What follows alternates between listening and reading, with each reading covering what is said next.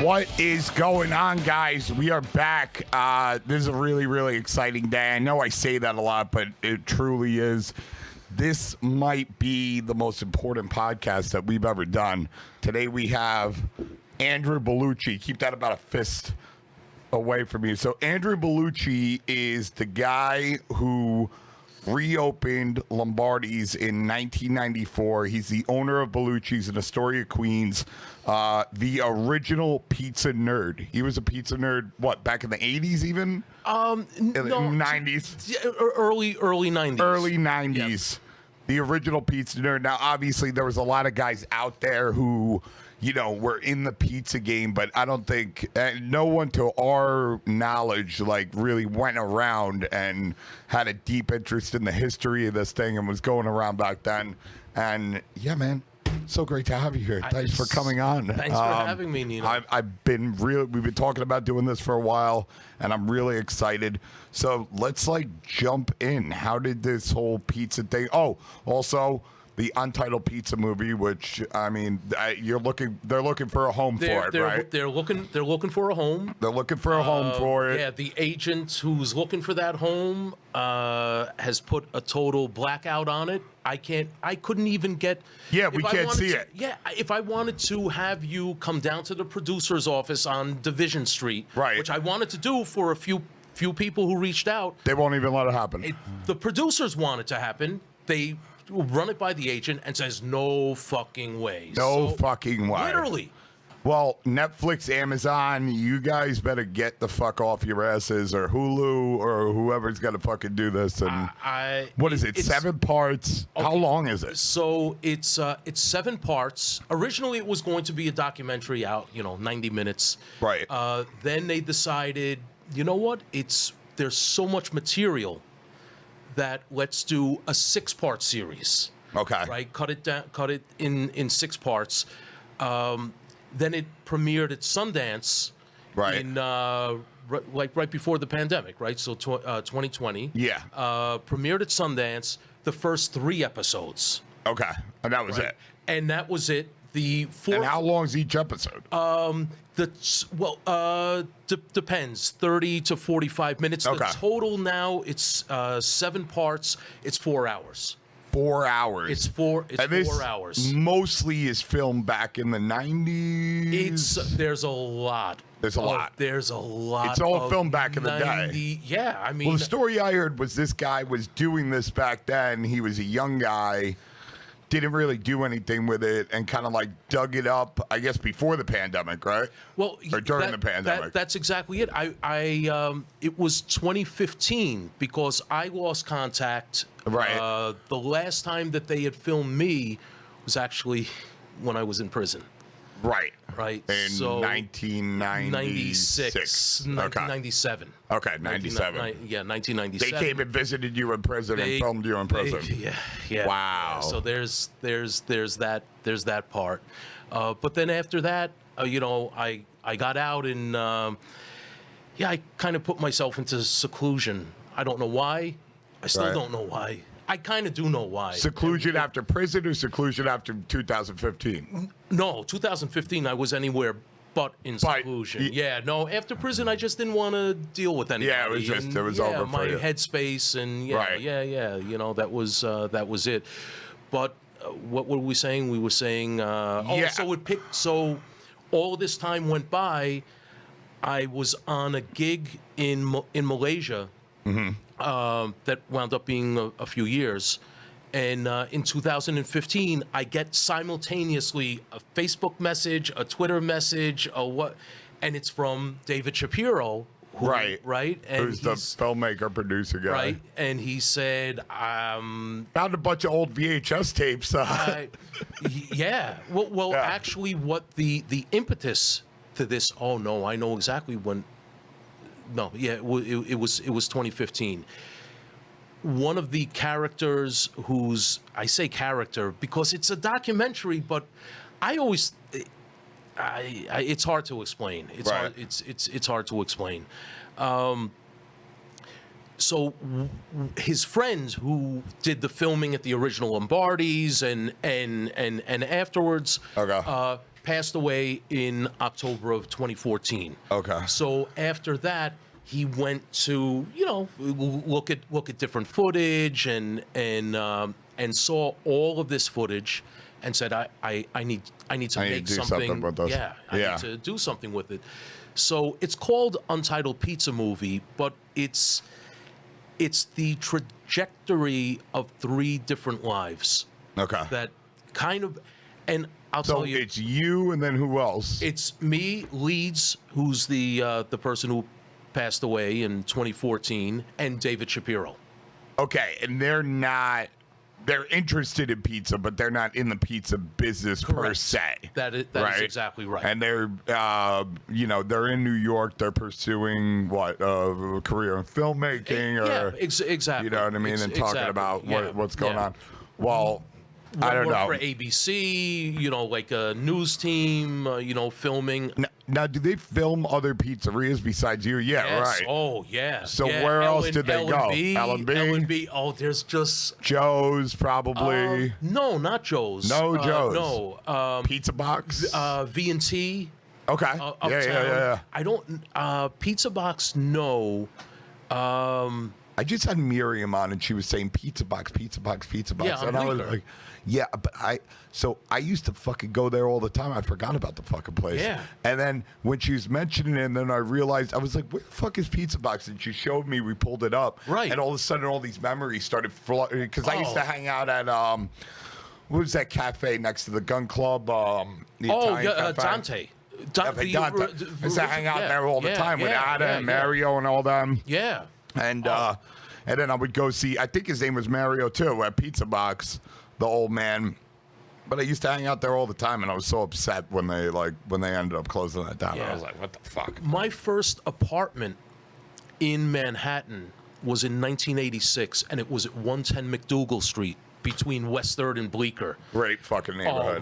Those were my stomping grounds when I was a kid. When I would come to the city, if I wasn't going to the East Village, or if I wasn't going to the Lower East Side to go to like a hardcore show, I used to just love hanging out in the West Village. I'd go to the comedy clubs. I was a young kid. Right. So like, there was this guy, Sal, who had a comedy club right next to Cafe Dante on the corner. There's a restaurant there now, Sal's Comedy Club. Right. I was buddies with him. He was an old, like, not knockaround guy, but what I'm saying, like an old school Italian dude. Yeah. And, they, when you're a fucking kid, they're like, oh, yeah, come on, whatever. You're the kid around. You know what I mean? Of course. It was nice like that. Stepping out of the apartment every night, it was like walking onto a movie set. Yeah. Cafe was right there. The Comedy Cellar was right across the street. What was the place that's now just on the corner, and it's got the same name, Minetta Tavern? Oh, yeah, sure. I spent New Year's Eve, 1989, in the Minetta Tavern with some friends from France who were they got rated like a few years ago for like the best burger. They it was an old school Italian restaurant, and then who's a very big restaurateur took Keith it over. McNally or is that what I it think is? that's Keith McNally's place. It's McNally's place. Yeah, he's a fucking giant guy, right? I think he's on to other things now, though. Like his Balthazar obviously is fucking killing it. Great, but what was that place called? No, he wasn't. Puglia's. Oh, Puglia. That was on Houston and Bowery. Yeah, but that place went out, and then turned it into a French restaurant. That went out. He had another place at the Lower East Side on Riveted Street that went out. Yeah. But I've always known him like he's like a monster restaurateur. Yeah. He's like a Danny Meyer. I've always admired him. He opened Balthazar when I was at Lombardi, so that had to have been. That was that long ago, really? Wow. I want to say 95 or 96, and he had a place around the corner that I was obsessed with. It was the Russian place, where you walk downstairs. Not Siberia. I can't. It was a Russian place. What was it? It was like an authentic Russian bar with some food. It was like a real scene. Right. It was the first place I ever had infused vodka. Yeah. They infused it, and they served the shot glasses in ice. Okay. You know, in ice, they had Russian newspapers wrapped. You know, their French fries were wrapped in Russian newspaper. Nice. It was just There's that place uptown, the Russian Room or whatever, that they have all the infused vodkas on 57th Street, not the Russian Tea Room. No, yeah, man. I don't know. no. They got like 100 different types of Yeah. infused vodka, and it's everything from rhubarb to real cranberries. Right, Yeah, that right. place. I've been there a few times. It's like back in the day. Yeah, it was. I tried getting into that place. I'm talking about the Russian place. Yeah. A couple of times, and I couldn't get in. Yeah, they were just like, nah. I'm like, okay. I didn't fit. It was. I mean, like Sigourney Weaver would go there. Right. You know, I remember seeing This her. is McNally's spot. Yeah, you're this is talking about. McNally's spot. And then I'm like, I need to get into this place, and I don't want to wait on fucking lines. So like 4 o'clock, like 3:30 in the afternoon, I walked there. I figured that's when the staff was going to be there. And I'm like, look, I have Lombardi's up the street. How many Right. pies is it going to cost me? Yeah, to actually walk in. Yeah. Just put me on a list. Look, we're neighbors. I love everything that Keith McNally does. I'm really, really a big fan. Right. And then he came out. Jesus, He yeah. He came Nice. out and he said, "Who are you?" I said, "I have a pizza Fucking place Andrew up there. Bellucci I have a over pizza here. Why place." you? Yeah. I have a pizza place up the street. Yeah. And he's like, "Oh, okay, yeah, I've heard," and there you go. So yeah. Speaking of that, can we just go right into Lombardi's thing? Because when you told me this, you blew my fucking head off of my fucking shoulders. Like, I had no idea. So, Okay. how does this all start? This Lombardi's thing. Which Lombardi's? My version, 1994. Well, not let's the go into 1905 or- I think you said it was closed for. Okay, I know where to start. Yeah. So, Lombardi's famously started in 1905. We'll get to that. With the Right. documentation and everything. Famously started in 1905. And was the first pizzeria in the United States. That's the lore. Allegedly. Right. Well, that's the lore, and Right. And that's the New York Times reported that like in the 40s or in the 50s, and then Okay. from that was it. I mean, why would you question that? So Right. every other article just Plays off of that narrative. exactly. So it was the first pizzeria up until 1964. When I can't remember when Gennaro Lombardi died, but it wasn't in 1964. That's when his wife passed away. Okay. Philomena Bellucci. Philomena Bellucci. Philomena Whoa. Bellucci. And the plot thickens. So she died, and the building was in her name. Okay. So she died in 1964. The building lay dormant from 1964 until 1974. I don't know. Wait, so 64 they closed. 64, that was it. That was it. Philomena died, closed. It's closed. It's closed. But it was a pizzeria. It was a pizzeria restaurant. Okay. At that. So they had place. spaghetti meatballs There and you go. whatever else. Yeah, Yeah, sure. But Yeah. at 64, donezo. Right. Okay. 64 done, and there was some legal estate type of thing. I don't know if it was a family argument or whatever it was, but Jerry Lombardi, the grandson, said that in 1974 he was able to come to an agreement with everybody else, and the building became his. Okay. In 1974, he wanted to put in and did put in a restaurant in the space called the G. Lombardi Ristorante, and it served no pizza. Right. He wanted to make his own way, and you know what? I totally get that. Yeah. It's always pizza, and you're like, do I want to continue this, or do I want to show that I have some vision Right. of That's food? Domenico Tolomelio's story. That's Michael Vittorio's story too. Like Sure. his father, he grew up in his father's pizzeria. He ended up opening Vittorio's Italian Steakhouse, which Right. has French service and all these different things. Sure, and, yeah. sure, and Absolutely. and why not? So, and it wasn't even Southern Italian. it was Northern Italian. Right. Well, that was considered higher class, Right, especially back then. For when sure. you go into the 70s and even the 90s and the early 2000s, when you look at like, Batali's places, Otto, and the places that were like high end, they were mostly doing Northern cuisine, even like Cipriani's and stuff like that. Like they're not like spaghetti and meatballs. And it's tortellini. It's and Parmesan tableside Reggianos. service. Right. White tablecloth. Exactly. 100%. Not red checkered. No, not red checkered. Very, very French influenced.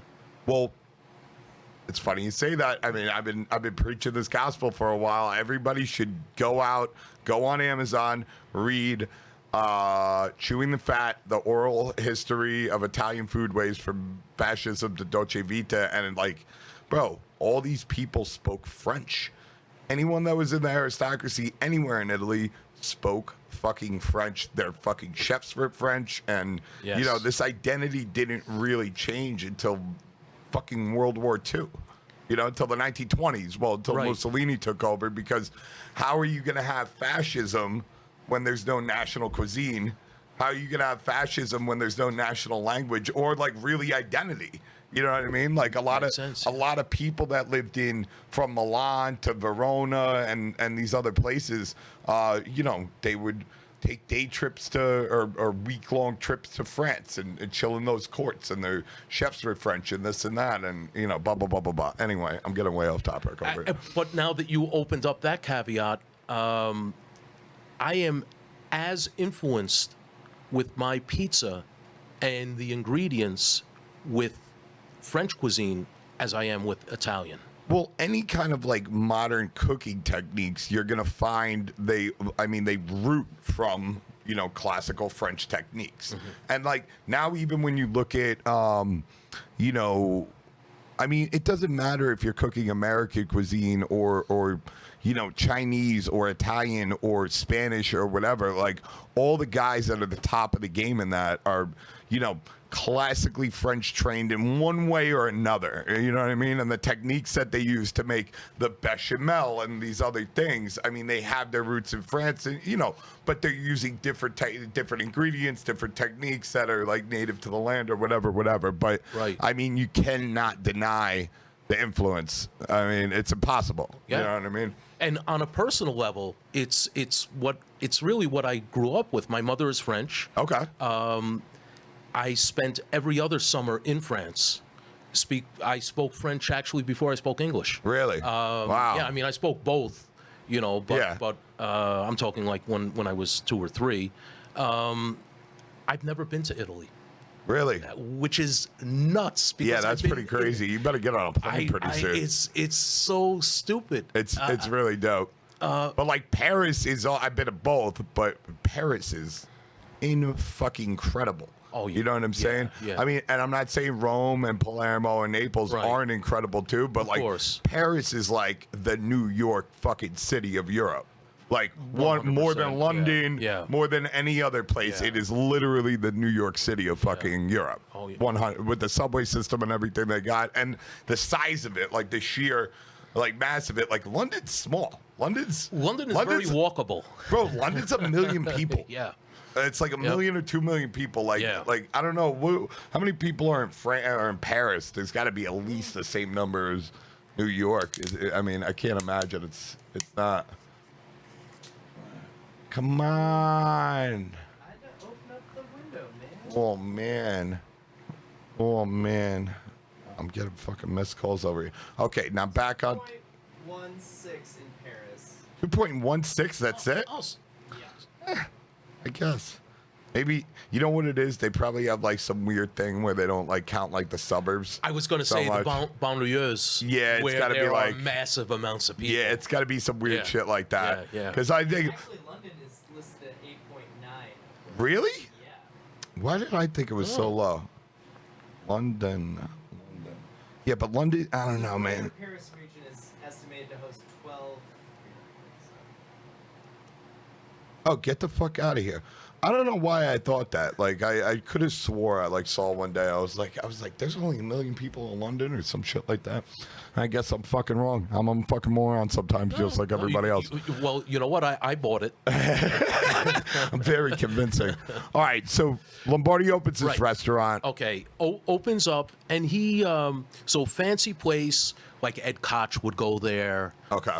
Really, the art scene, because the art scene back then was just nuts. Yeah, it was blowing up. Yeah. And what was that famous guys, artist from back then? You're talking in the '80s, like Basquiat or well, Keith Haring was. Oh man. Right. Yeah, I should have bought. Yeah, I should have bought back. Oh yeah, then, could you imagine? And it was doable. Yeah. It was doable back then. Yeah, it was affordable back then. Yeah. Forget about it. You'd be a fucking multi-millionaire 10 times over. Yep, without a doubt. Yep. So we had that restaurant from 1974 until 1984.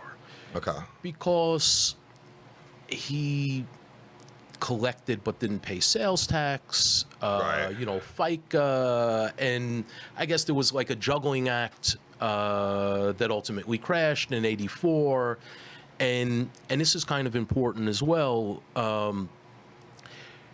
So the building at 53.5 Spring Street has the really beautiful space for a restaurant. Incidentally, it was just rented because it was for 10 years. What's that bar? Whatever it was a bar, like an Irish bar name. Irish bar name. Yeah, but like tavern, with food and everything. Okay. I can see it, but yeah. So they went out with pandemic, and you don't know Gina from that block, do you? The New York Times did an article on her, like she's the mayor of Mulberry Street, the mayor of Spring Street. Spring Street. And I remember her. She was always leaning out the window. Right. Always above Rocky's, Okay. which is now Tayam, the falafel. Right. Falafel thing, and she spotted me and John and Jerry, like at 1 o'clock in the morning, going into the Lombardi space at the first, for the first time. Talked to me about it like the next day, and she reported to Scott Wiener that some Chinese guys just rented 53.5 Spring Street, but doesn't know what concept is going in there. Oh, recently? Yeah, like 2 weeks ago, or 3 weeks ago. Well, so what? $50,000 a month. So yeah, which is insane. It's not even. Don't even get me started. So he closes down in '84. It closes down in '84. I'm sorry. So this was the other important part. It wasn't just that the finance, the tax, and all for the restaurant. So it was the restaurant space, and then 6 apartments upstairs. So 3 floors, 6 apartments, and they were designated Soho artists' lofts. So yeah, you had to like prove that you were an artist to move in there. I've heard about this from back in the day. That's how Tribeca got started or something like that, because it was these, like, they weren't really apartments that were supposed to be rented, but then they made this law where it was like, oh, they wanted to bring artists in, and if you could prove you were somebody, because these were really working lofts. I mean, it was the entire floor, divided into 2. Right. So the apartments were. Oh yeah, they were massive. I've seen pictures of that shit. From back in the day. Yeah, crazy, and they were very seriously rent controlled. There was only so much that you could charge. So when Jerry took over the building, I don't know the exact details, but he charged market rates. I don't know from when until whatever, and there was no internet back then, so you can get away with things that are very easy to find out now. But somebody from the building went down to whatever the department, housing department, and housing, authority. and got like the big book, and said, "Hey, this is a problem." Right. Long story short, when it ultimately was adjudicated, the tenants got triple damages, they call that, or treble damages, and they're probably still living rent-free now. Wow. And that's how fucked up the building became. So it was, they call that underwater, right? Okay. The value of it was like an $800,000 building.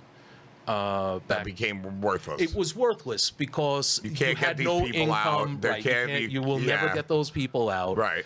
And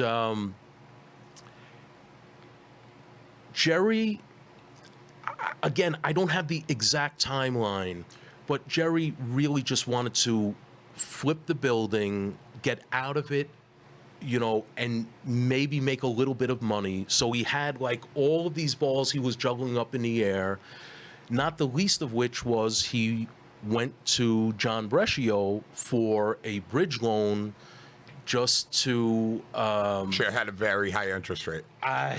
whatever. You can only imagine You know, when you walk into the back of 127% a year or something like that range. Hollywood vending, you know, Right. Hollywood vending does have a high interest rate. Yeah, for sure. They don't have normal bankers' hours. Yeah. No. Yeah. Yeah. So, and you don't have to come to the branch; they'll come and see you. Oh yeah. They'll come right to you. Yeah. There's no issue with that. So he had the loan, and trying to, you know, put whatever pieces were together to sell it to Nicholas Gravante Sr. And who's this? I mean, it depends what you believe. Right. Mob lawyer, consigliere. Okay. Right. Yeah. Knock around guy. Yeah. Took care of investments for certain people, Yeah. especially in buildings and, you know, real estate. Right. Where you and- need like a lawyer involved to make sure your I's are dotted and your T's are crossed. There you go. Yeah.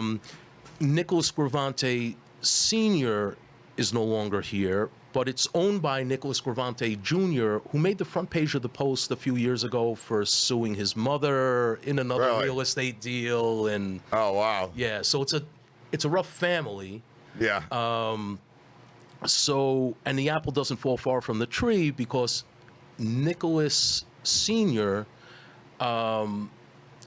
when we wanted to do Lombardi's at that space, because Jerry said that he owned the building, right. which maybe in theory he did, even though he was trying to flip it, Well, yeah. right, Go or ahead. get rid of it.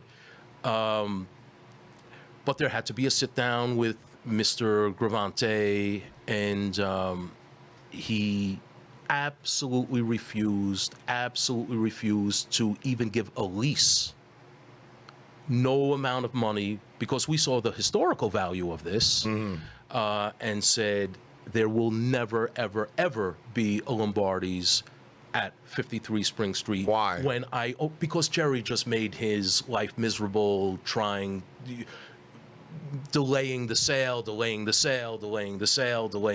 Jerry owns it, or this guy, the lawyer, owns it? He was the guy Jerry was trying to sell it to. Okay. He was the guy Jerry was trying to sell it to, and there were just always issues. This lien needed to be satisfied. But don't worry, I have it taken care of. Mm-hmm. And, you know, when you're doing a closing, you have to have all of these things ticked off. And, Sure. And there was like no way that Jerry was ever going to tick off all of these things. It just was an impossibility. So the oven was still in there back then, or no? The oven was gone. Jerry, okay. So I started taking pizza very seriously. We're jumping around a little bit, but I guess it doesn't matter, right? I trained for 2 years in France in 1990 and 1991 with the intention of doing like Michelin level cuisine. Okay. I worked at 2 3-star Michelin restaurants, and just got my ass handed to me there. But that's where I really learned a lot of things that I still use today. Mise en place or whatever it's called. Mise en place is like Mise the en most place. important. But yeah, it's like you don't. Run I just out of- make fun of how French people speak. They have a funny way of talking. It's setting up your station. No, yeah, it's very important. It's totally, and Yeah. very, very important. So when I came back to New York, I didn't have any pizza in my mind, and worked in a couple of places. I'll gloss over this really fast. And was working at a place called the Spring Street Restaurant on Spring and West Broadway, 162 seats. The owner wanted a total menu change and brought in me as the sous chef and this guy, John Hennigan, who had spent the previous year at Spago. Okay. Right, Yeah, which big was time. really, Yeah, really that hot. was huge. Right? Yeah. Really hot. So he came, and the goal was to get a couple of stars from the New York Times. Right. And John had this great menu. I was in charge of brunch, 400 covers on a Sunday. Just a super busy place, and place was going good. Never got the New York stars. Another place on West Broadway did, and there was no way that we were going to. Right. And all good. But at some point, Leon, the owner, wanted to put together a late night bar menu, but like nice, and he wanted pizza on it. And I had never made pizza before, but John said, I'm like, John, well, what about Spago? He's like, I don't want anything to do with pizza. You figure it out. And there was a kid on the line, can't remember his name, but his last name was Fiorentino, and his parents owned Fiorentino's King of Pizza, with the greatest neon that I've ever seen, with the crown and everything, on 42nd Street, between Broadway and 8th. And Can we find a picture of it yeah, now? I can't. And a picture would be so unbelievable because it was with the porno theaters and it was just, it was Fiorentino's King of Pizza and Bill's Gyros. Bill's Gyros had three places on 42nd proper, then on 8th Avenue, one other, I think he had one in Atlantic City, now I'm really digressing, and one in the Willowbrook Mall in Wayne, New Jersey, and anyway, so this kid from Fiorentino's said, I know how to make pizza, there's a Hobart downstairs, order some All Trumps flour, and I'll show you what the deal is. And mix some flour, and I'm getting some pointers from John on what Spago was doing, and I put bricks in this Garland oven. It was nuts. Sent pizzas out to the bar.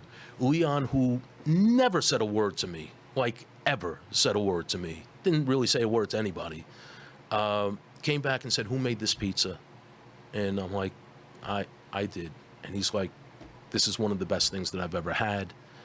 And let's talk about, doing a few more. This is, everybody really likes it." Okay. Then a light bulb went off in my head. All right. Like, holy shit, I'm trying to do all this high level stuff. And all I did was take a pizza and just like try to use the best ingredients and just like really give it the care that it deserves. It doesn't matter that it's a low level food, that it's Right. not in my purview. Just give it a Michelin touch. Right. And the light bulb just went off, just about elevation. And I should say now, and man, now I'm really digressing. My first foray in the food business in New York was not pizza. Right. I had a hot dog cart in 1986. And I did exactly what I did with the pizza with the hot dogs, and that's elevated to the next level.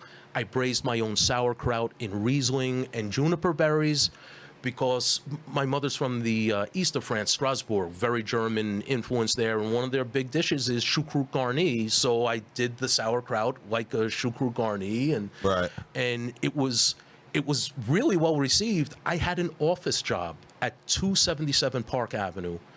Back then it was the Chemical Bank building, and then now it's still the Chase building. They merged or whatever they did back then. So I was working upstairs on the 47th floor Monday through Friday. I hired a guy, but I did all the toppings and everything. I hired a guy for downstairs, And then I ran it on Saturday and Sunday. And I loved it. You had the interaction with people. I had like a chalkboard.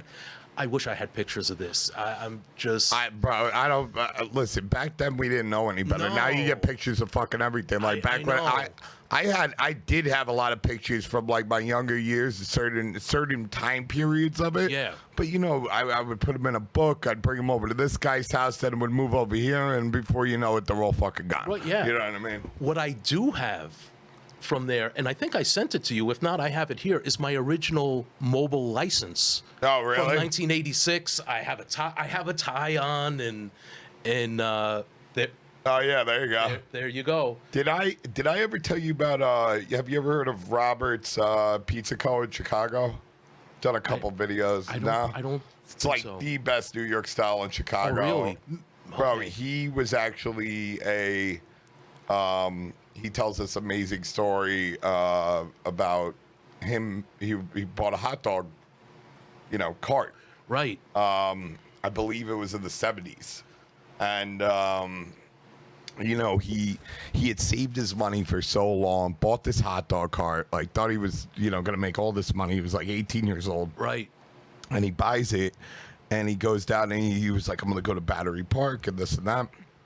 He goes to Battery Park, and like an older immigrant lady comes up to him. She's like, no, you got to move your cart. This is my corner. He's like, what do you mean this is my corner? She's like, this is my corner. He's like, well, where's your cart? She like points across the street. He's like, you're across the street. Right. She's like, no. So then 10 minutes, he's like, yeah, whatever. I'm not moving. Right. 30 minutes later, like two giant monster men go over there, like either you go or the cart goes over the river. And then he's walking up Broadway, stopping different places, and this keeps on happening. And then by the time every corner was taken. Yeah, and he's living in the East Village, and he's just slowly making his way back to the East Village. And like every time this happens, it happens to him like 5 times on his first day. Yeah, and he's just like, okay, I didn't really think this through. No, and he ends up. Now it's dark out, and he's rolling past CBGB's, and he sees a bunch of people outside, and he rolls the hot dog cart out, and they all start buying hot dogs. And the the owner comes out and is just like, hey, what's going on? Like, this is a really great idea. I wish I came up with it. And now he's like, well, am I okay? He's like, no, you came up with it first. You're fine. Nice. You can be here whenever you want. And ended up, he was hanging out with Joey Ramone. He was hanging out with Blondie, so because this was in the beginning, and these people, the Sex Pistols and everything. Sure. And they were at the Clash, and they weren't like big yet. Right. You know what I'm saying? Right. Like they were fucking kids playing at CBGB's. But I always thought that was such an amazing story. And his claim to fame with the hot dogs was he made his own, instead of buying the can with the red onions, he made his own red onions. That was important. Yeah. That was that. And they that used was to important. call him like the red onion or whatever the name for that was. They were like, oh, it's the red onion guy. You know, he's got the best red onions. Yeah. I had two different onions. I had a red onion with jalapeno, and I had like a French style, like what you would get in a French onion soup. So they were kind of very caramelized. I almost call them more butter onions than caramelized. Okay. Even though I call them caramelized on my menu here, right? They're not really caramelized. They have a tremendous amount of butter in it. Okay. And so it doesn't really get that deep brown, at all, even though we cook them all for an hour. Right. So I had that. Yeah, that's what you do, and it wasn't hard to do. It was a lot of work, and there were a lot of. I mean, I did think it through, in that I wasn't pushing my cart. We would hire a junkie to between $3 and $5 to do it, but it was all. I knew how things worked. Yeah, right? I knew how he didn't know how things worked. Yeah, that was the issue. So of course, that the corner is going to be taken. Right. So they even weren't giving licenses out back then. Right.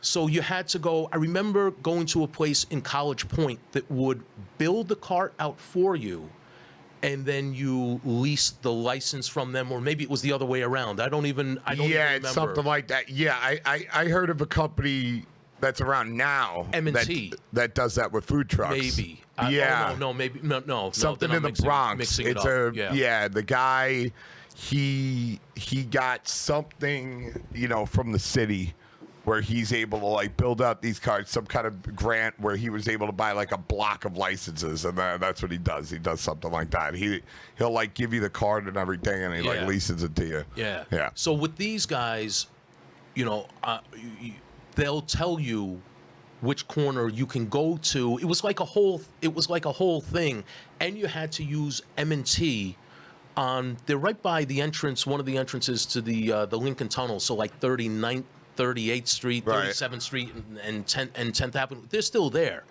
So you would leave the cart there and then pick it up. So there were plenty of people who would be willing to push it. I did like a whole business plan how it would work out with an employee there Monday through Friday and all of that. And it made some money, but man, when it would rain or the winter was rough. Yeah. We actually had real winters back then in New York. There was snow on the ground the whole winter. It's not like that anymore. No, it's for not. whatever reason, global. I don't know. Global warming, what's going on? Who knows what that is? And you know what? There weren't cell phones. You weren't doing deliveries. Now carts have like so many avenues of distribution. Somebody physically had to like the hot dog truck is like the hot dog cart's like dead in New York. It's like a dead, like no one wants it. Nobody wants a dirty water dog anymore. Like those days are gone. Like I mean, could you imagine if you opened up like a good hot dog, like I don't know whether it would be on Kohl's or something like that? People like lose their shit. It's or like a Criff dog on wheels, like something. Not saying exactly what they do, but like something, I don't know, whatever. It's funny. Sure, it exists. It's got to already exist. Yeah, well, I'm not sure, but it's funny you say that because I've always been obsessed with hot dogs. I have some on my personal Instagram. Like I have I only have 2 or 3 up there, but I played around with hot dogs at the shop. Do you know Chris Papa? He owns BB's. BB's and there's 2 of them now. One in the Borough Hotel, Long Island City. Actually, he owns the hotel. What is it? BB's Long Island City? Yeah, and then they Come on, Brady, you should be on this shit. They just opened. They opened another one up in. There's a couple. Oh, it's a pizza. Oh, maybe I have heard of this. Yeah. I haven't been. I've definitely heard about this before. Yeah. So BB's, it's like looks like a slick place. Yeah. Oh, yeah. It looks like decent person. Yeah, super nice. And Chris is a great guy. He's been to the shop and he had said, let's grab some dinner and it's hard to get away sometimes, but I had dinner with him last week and I can't remember how we got onto hot dogs, and he said, you need to put a hot dog wagon outside of your place. And you know what? I do need to put a hot dog wagon outside of my place. Yeah. Oh my God, I could just see it working, and I told my partner, and he just rolled his eyes. Have you seen these? The Nathan's ones, yeah. Yeah, and they're semi-new. So for all those just listening like out there, 5 years or so. Yeah, Nathan's. Yeah, they have these really slick, really well designed like hot dog carts that they've had for about 5 years. So my friend Max from Neapolitan Express actually designed those and built those for him. Oh, right. Yeah. Because I mean, Max is like a crazy, super nice guy too. Super nice guy, but like, and fucking good for him because that's why he's very successful in everything he does. But this guy will what happened? These guys? Yeah, these, yeah. Click on that middle one. Yeah. So, yeah, he yeah, when I first met him, he had like just like this chick with him that was like a graphic designer, or no, like not even a graphic designer, like an industrial designer that could like build these things from scale and do that digitally.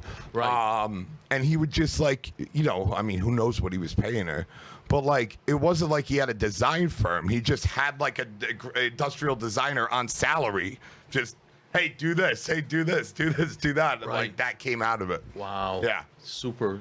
Yeah, it's crazy. Cool. You meet somebody at some point and this and that, but like, yeah, doing something like that, it's a little cart too. But you can put like, I don't know much about cooking hot dogs. Well, you deep fry them, you could coal burn them. You can do everything. You can do whatever. For me, the best hot dog right now in New York, and for me, it's not even close. Okay. It's a hot dog truck called Dominic's. Okay. Dominic's is in Queens. It's kind of just a little bit past Rego Park. It's on Woodhaven Boulevard along the cemetery. I discovered it when I was driving a cab. It's been there since 1959 or something like that. Really, that old? Yeah. Oh, yeah. And I'm trying to look it up right now. Oh, it's definitely there. And one of his family Dominic's members hot dog truck. has. Blue truck? Yeah, it's a blue truck. Yeah, I'm their seeing it on here. sauerkraut is the best, and Yeah, they there it steam is. it. They steam the hot dogs. They steam 'em. And steam Okay. is so they're just like ready to burst. They have the timing down on it, and this to me is number one. Number one. I really like Criff What dogs. kind of toppings do they put on it? Just classic. They have a chili, Sauerkraut, relish, chili. Yeah. Yep. Classic New their York shit. Onions are great. You know what I really love, and it's a Jersey thing, and it's hard to find. The Italian hot dogs. Do you ever have one of those? I'm obsessed. It's I made only them in Jersey, Malaysia and there's with the pizza bread that that you cut. Yep. That you cut in half. Fried potatoes, Yep. 2 deep fried hot dogs, Gotta be peppers, 2. the onions. Yep. Gotta be 2. Gotta be Otherwise, 2. what are you Jimmy doing? Buffs. That's Jimmy. That's the one that yes, invented it. Yes. There's actually Dickie a guy D's in Newark. huh? Dickie D's in Newark. I've never been to Dickie D's. That's kind of my go-to. I gotta check it out. Yeah. My father used to live when I was a teenager, young teenager. He had bought a house in Edison, New Jersey, right on right off of Route 1. Sure. The Menlo Park Mall, and that big park was right behind the house. So, Right. I mean, that was kind of a cool time because we used to ride through the park, and then we're at the arcade at Menlo Park Mall. Yeah. When we go over his house, but. In this, I mean, the building's not even there because they redid the highway and they demolished, but it was literally like a fucking shack in the middle with like only 3 parking spaces. And forget about fucking trying to, because it was right off this highway. Yeah. It was completely insane trying to fucking get into this thing and then escape from it. Because once you're parked, now all the cars are doing 60 miles per hour. There's fucking no lights. So you're like trying to exit onto this like insane fucking highway. Man. There's some like sketchy shit out in Jersey when it comes to like driving, especially in North Jersey and shit. Yeah. We went to that yesterday. We went to Mana. Oh, the White Mana? Which oh my one? God. Jersey City or Hackensack? Hackensack. Okay. Yeah, of course. But that road, like making that left out of that road was fucking gnarly, bro. We had to like go in the wrong lane, cut in front of everybody at the light.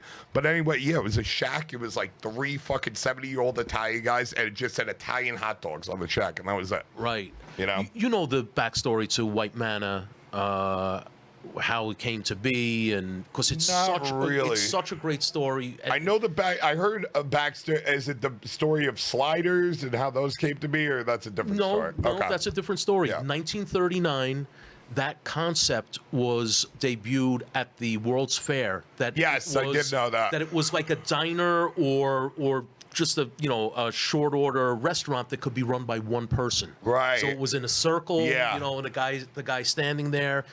And a guy liked the concept and opened up in Jersey City. I believe that was the first one. He had 5 at one point.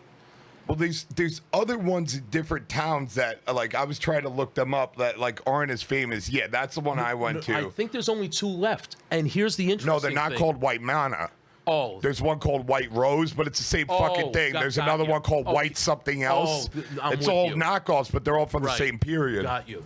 So the White Mana in Jersey City, it's spelled M-A-N-A. Yes. And in Hackensack, it's got 2 N's. Do you know why? Because A fucking typo. Oh, really? Yes. That was And it. they never changed it. And they never changed it. They The never one in Jersey changed it. City ain't as good though, right? You know what? I'm 4th generation Jersey City. Okay. That's where I was born. That's where I grew up. More Bayonne. But I've only gone to the one on Tunley Avenue in Jersey City, and it's such a bad area. Oh, so now. you never been to I went this to one? once to Okay. just because I had to go to it. Yeah. You know, What do you? Is it different? I've never been to the one in Jersey City. I've only been to that one. it's the same thing. It's the same thing. Quality, the amount of onions, It the depends amount who's of. cooking, but Sure. there's one guy who's been there for like ever, and But so they were fucking funny at this one. It was yesterday we were there. So they got the burger guy.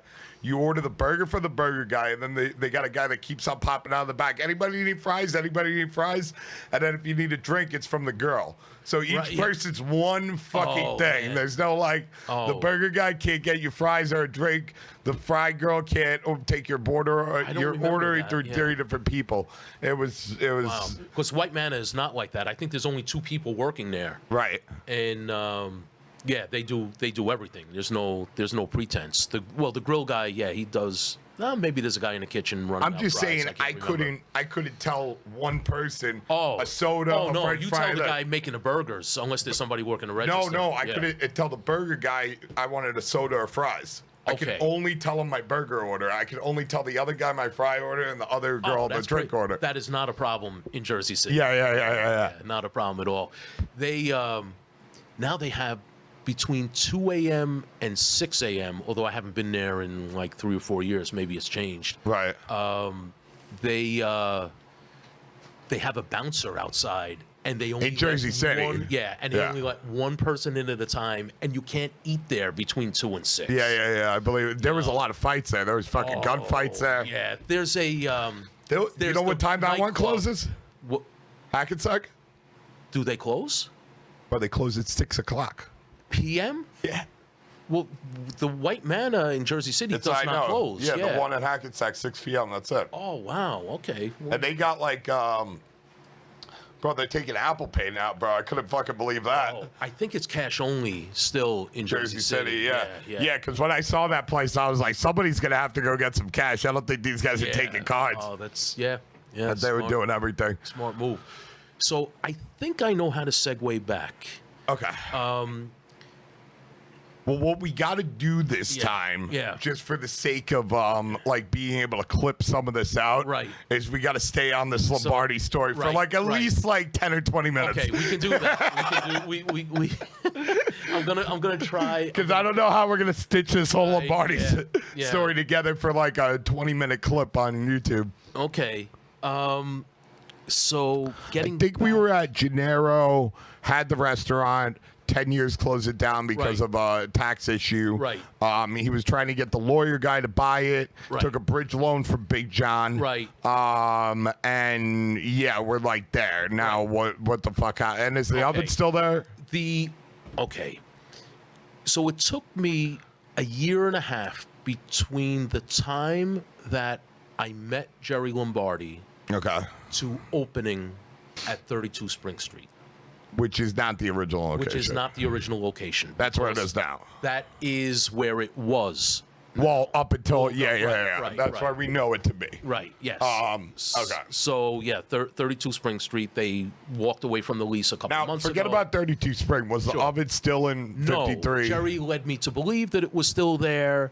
It ended up not being there. Ended up since 1964, or somewhere between 64 and 74. Whether he demoed it or it was whatever. gone. But he showed me where it was, all the way in the back. to Right. the left, and, Okay, got it. A lot of good that did me. And what kind of oven was it? Like one of those 30-foot deep ovens, or it was smaller? It was not. It was substantially smaller, more like Totono's. More like a Totono's Yeah, oven. yeah, Got exactly, it. yeah. So it wasn't one of those bread ovens It that you was- see in the no, it basements was- or it on the was first not. floor places from back in the day. No, it was not, because this was not a converted bakery. Okay. Which that's It the case wasn't at a 30 converted bakery. It was not. It was not. It was not a converted 100%. bakery. It was 100% a pizzeria. Okay, so they built the oven specifically to make pizza. They built the oven specifically. It wasn't they built a bread oven and then decided, oh, let's make pizza. Correct. No. And that wasn't Lombardi who built that. We can get into that later. And this is new information that I wasn't aware of. I really thought that it was 1905 when we were building out the place. Right. Because everywhere that I looked in my research before, that's how I found 53 Spring Street. Because I was doing all the research and everything.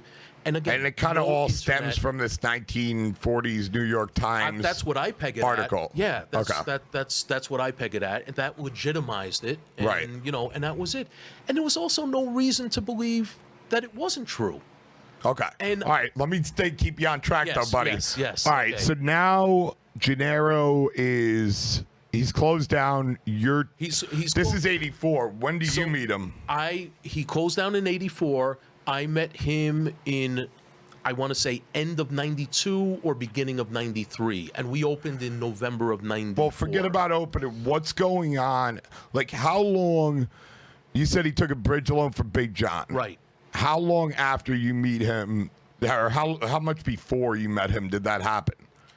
I think it was happening when I met him. So I'm going to say... He was going to get the loan. Yes. So he hadn't had the loan outstanding for years or anything. Okay, so here's... I had done all of my research, and I was obsessed with the Lombardi space because it was empty. And I couldn't understand why 53 Spring Street, why such a historically significant location would just be dormant. It made no sense. At that time, I believe I was just working at Two Boots on Avenue A between 2nd and 3rd, the original original slice shop actually directly across the street. I know I'm getting off track. I'm sorry. And I would walk by there like once a week. Right. I don't know why I was walking by there once a week, but I was. And then so this was either like 92 or early 93. One day I walk by and there's a for rent sign on it. Mm-hmm. Tartar Stats Realty, Nora Stats, who's still around. I haven't talked to her in a long time. Well, actually, I only talked to her once. I guess, or twice. Where I called immediately when I got to where there's no cell phones, right? And I'm where they say. And she said, I said, look, I'd love to rent it. I have no money, but it's a historically significant location. Is Gennaro Lombardi still around? And she said, yeah, Jerry is the one who has the listing. I said, I don't know. I would love to be able to meet with him. And she said, let me see what I can do. Okay. And like 2 weeks later, it was at the Cups. Because 2 weeks later, the phone rings. I had left that phone number. And Bellucci, it's for you. Go over. This is Jerry Lombardi. And I almost pissed in my pants. Right. I mean, and he said, so what do you want? And I pitched him the idea. And he said, we'll meet tomorrow, 4 o'clock at the South Street Seaport. Okay. And 4 o'clock, we met, we talked. Like at the seaport when it was like a fish market? No, there was, I remember we were at some bar. I love the Paris Cafe down there, but it was not the Paris Cafe. It was more like a tourist spot where we went. Yeah, I can't remember. Not Carmine's? No. Not the place with the bras all on the wall that's still there on the ceiling? No. So it's probably I think it was on, what is that, Pier 17? Yeah. I'm pretty sure it was on Pier 17. Okay. And, Jerry wanted to sit in a secluded spot. And I remember the waiter being just like a little bit pushy. Right. And it really pissed him off. I remember him saying, because we were having beers. Right.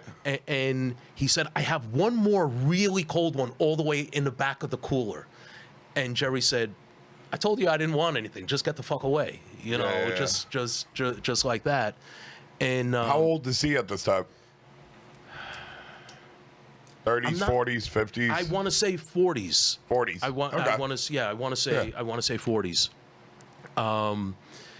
And we had a long conversation, He asked me everything, just everything personal, and what my philosophy on food was, and just like everything. I don't know. It was a couple of hours, and then he said, "Okay, I've heard enough," and he said, "Have a nice evening."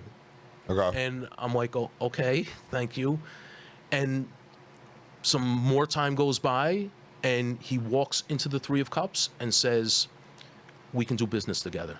Okay. And I think he sat down, had a pie, and we're talking. And after that, I either spoke with him or saw him every day until we opened. At this point, he was a security guard. He had a concealed carry from the restaurant days, and they were very hard to come by in New York. Well, you gotta prove that you're making. I don't know. It was probably a different number back then, but today you gotta prove that you make $10,000 a week at your business in cash, and you have to be able to prove that, and you have to show the records of the cash records deposits for I think a year, and then they'll give it to you. But that's the only way to get it. Yeah. And if you have anything fucked up in your record. Well, I mean, unless you know somebody, because really, it's like the cops are like making the decision. Yep, or the precinct commander. That's what it is. It's a precinct. It's a specific precinct, and you know, I mean, he can approve anybody technically. Like there isn't like a bar if you had a DUI or you had an assault. It's not barred against it, but like you'd have to know him to get over that home. But and that's how it works. Jerry was very well liked, and always took care of the cops. Yeah, and you know, well, that cop store was right there. The gun shop. That's right on that little street. There were 2 or 3 gun stores there. I remember I was only one. I was only around for the one in my time. Okay. Like there was I don't know.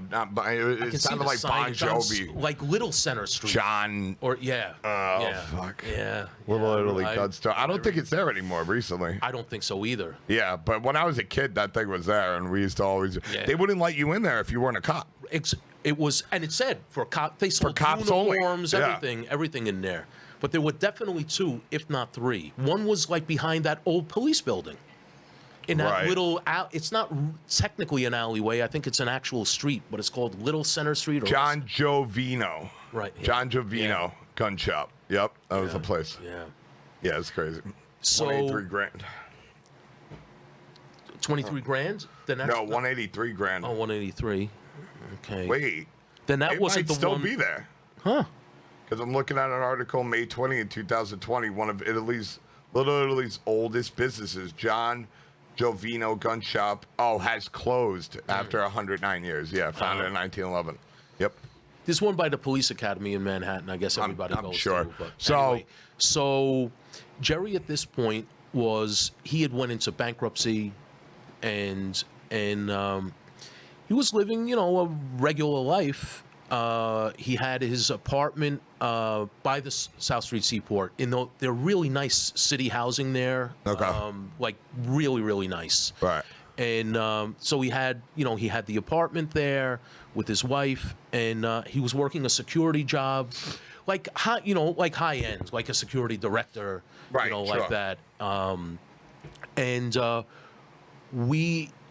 I saw him every day. He would meet me at the Three of Cups. I can't remember if I was getting out of there at like midnight, my shift, or 1 a.m. or 2 a.m. But he would meet me, and we'd just drive around and talk. And he was the closest person to me in my life at that point. I saw him every day. And what kind of things is he saying, like about pizza or about anything else? Does he have recipes? Does he have? He led me to believe, and look. Before I opened Lombardi's, I had made pizza at the Spring Street restaurant, 2 Boots, and the Three of Cups. Okay, and every place used the same exact recipe. It was all Trump's flour, 4 to 8 ounces of fresh yeast, the salt, the sugar, the oil. Yep. Right, that was it. That's how I came up. Same time. Yeah, the same exact thing. Right, so.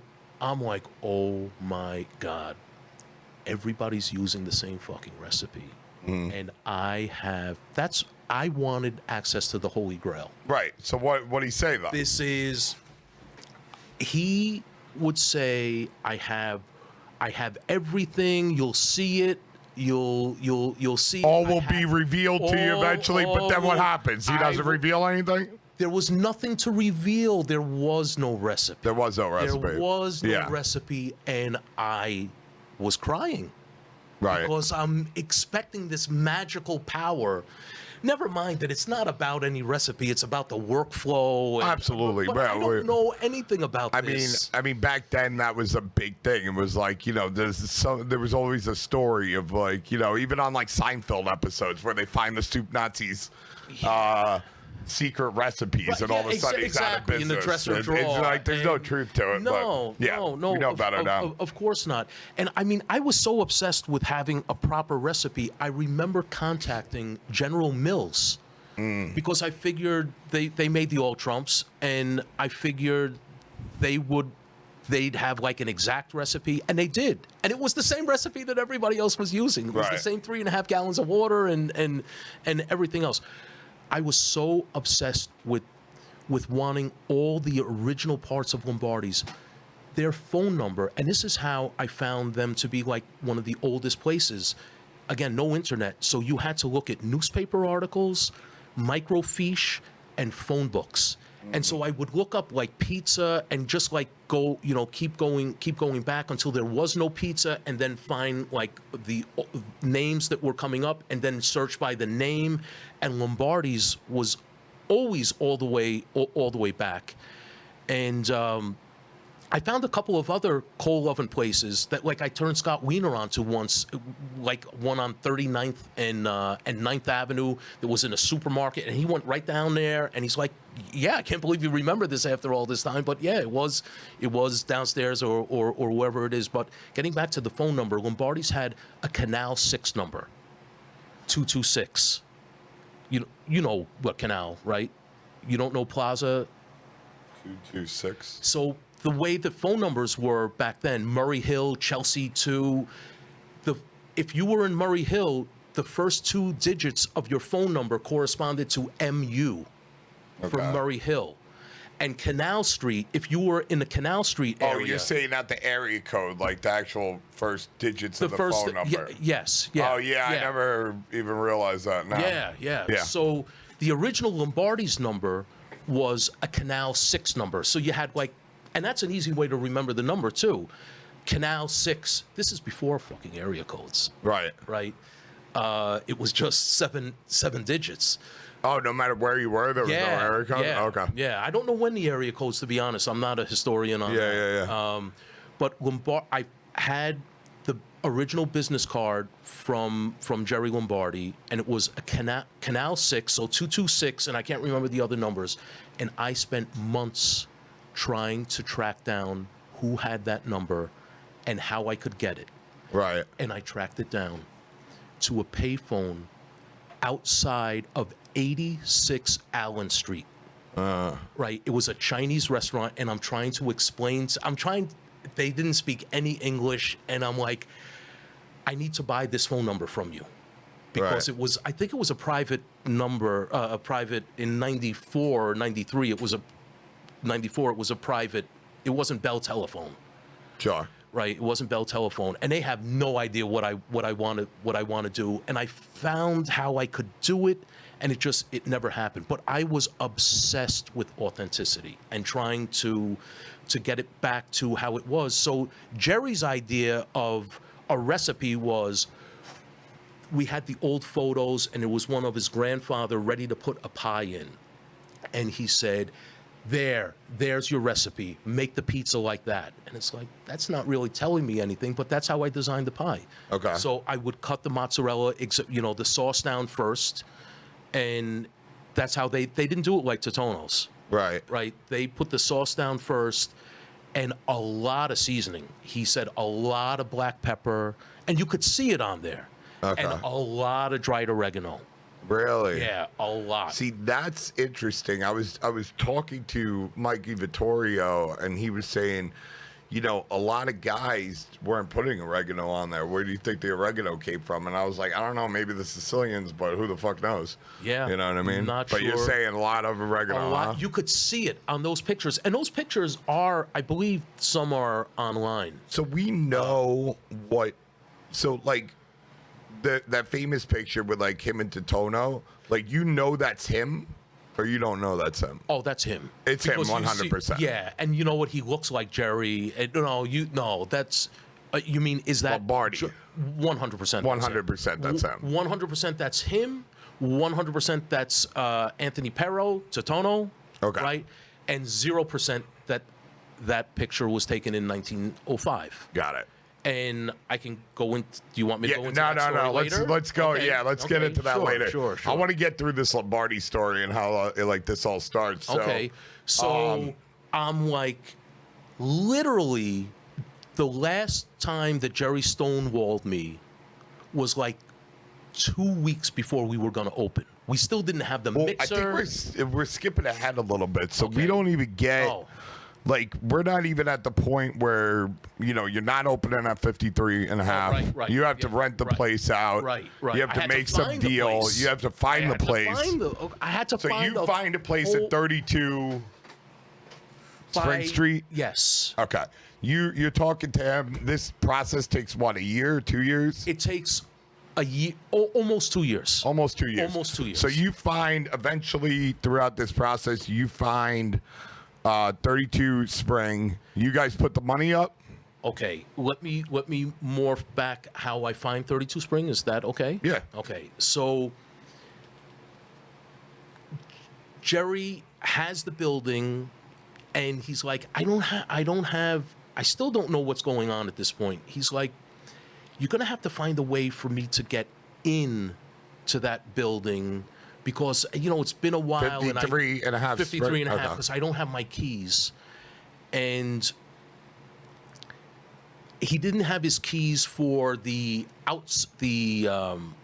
commercial space for the restaurant, but he did have keys for the tenant's entrance, and so each floor has 2 apartments. But on the first floor, the first floor, there's a door to the left that's not on any of the building plans, and it was like an office, small apartment. Didn't have a shower, but it had Not a the toilet. ground floor, the first floor. The Yeah. first floor, and that his grandparents and then later parents sometimes would stay there. There was a Yeah. cot, and he said, "You can stay here if you want." Okay. Right. So I wasn't paying any rent, Okay. and I was working at the Three of Cups, so I would walk to the Three of Cups, and I'd say 2 or 3 times a week, I would go to Parisi Bakery for a sandwich on Mott Street, right around the corner. And one day, I'm walking there, and there's a for rent sign on 32 Spring Street. And I'm like, okay, you know what? This looks like this would be a great block. Close enough. Because Yeah. it's close enough. I have no idea what was in there. I don't know that it said restaurant. I don't think so. I call up the number, and the guy said it was the previous tenant had a catering company in it. It's a double storefront. The left side is larger than the right side. We want $1,800 for the left side and $1,200 for the right side. You don't have to take both, but you can take both. And the catering company wasn't interested in this, and you're not going to be interested in this, but there is a really big coal oven in the back wall, and they plastered it all up. So you can, when we take a look at it, that's why there's no backyard. Right. So, if you want to demo it, then you'll have your backyard. And I'm like, what did you just say? Yeah. What did you just? I need to see this now. Yeah. I'm like, what are the odds? What are the odds? Right. Right? I still can't believe The it. odds are they got to be in the billions. What are the odds? Yeah. Sure enough, you couldn't see the oven because they had totally plastered over the whole thing. But then when you walked outside, you see, okay, this is an oven. You know, this is a major oven, Right. as big as Frank Pepe's. Yeah. You know, where you need the peels. Yeah. I know the oven. Just you. Oh yeah, of course. Yeah. Yeah. I'm thinking. Oh yeah, I'm telling this story because nobody knows. Nobody's been to Lombardi's. Everybody knows that oven. Yeah. Oh yeah, I forgot about that. Yeah. Did you know that we cut the oven in half? Pull up the oven, Brady. Lombardi's. Huh? We cut the oven in half. Oh, I didn't know that. Yeah, because it was so big. You can still. It was so large. Because I saw the space recently and saw that you could see where it's Where you guys it's cut it. cut. Yeah, where it's cut off. So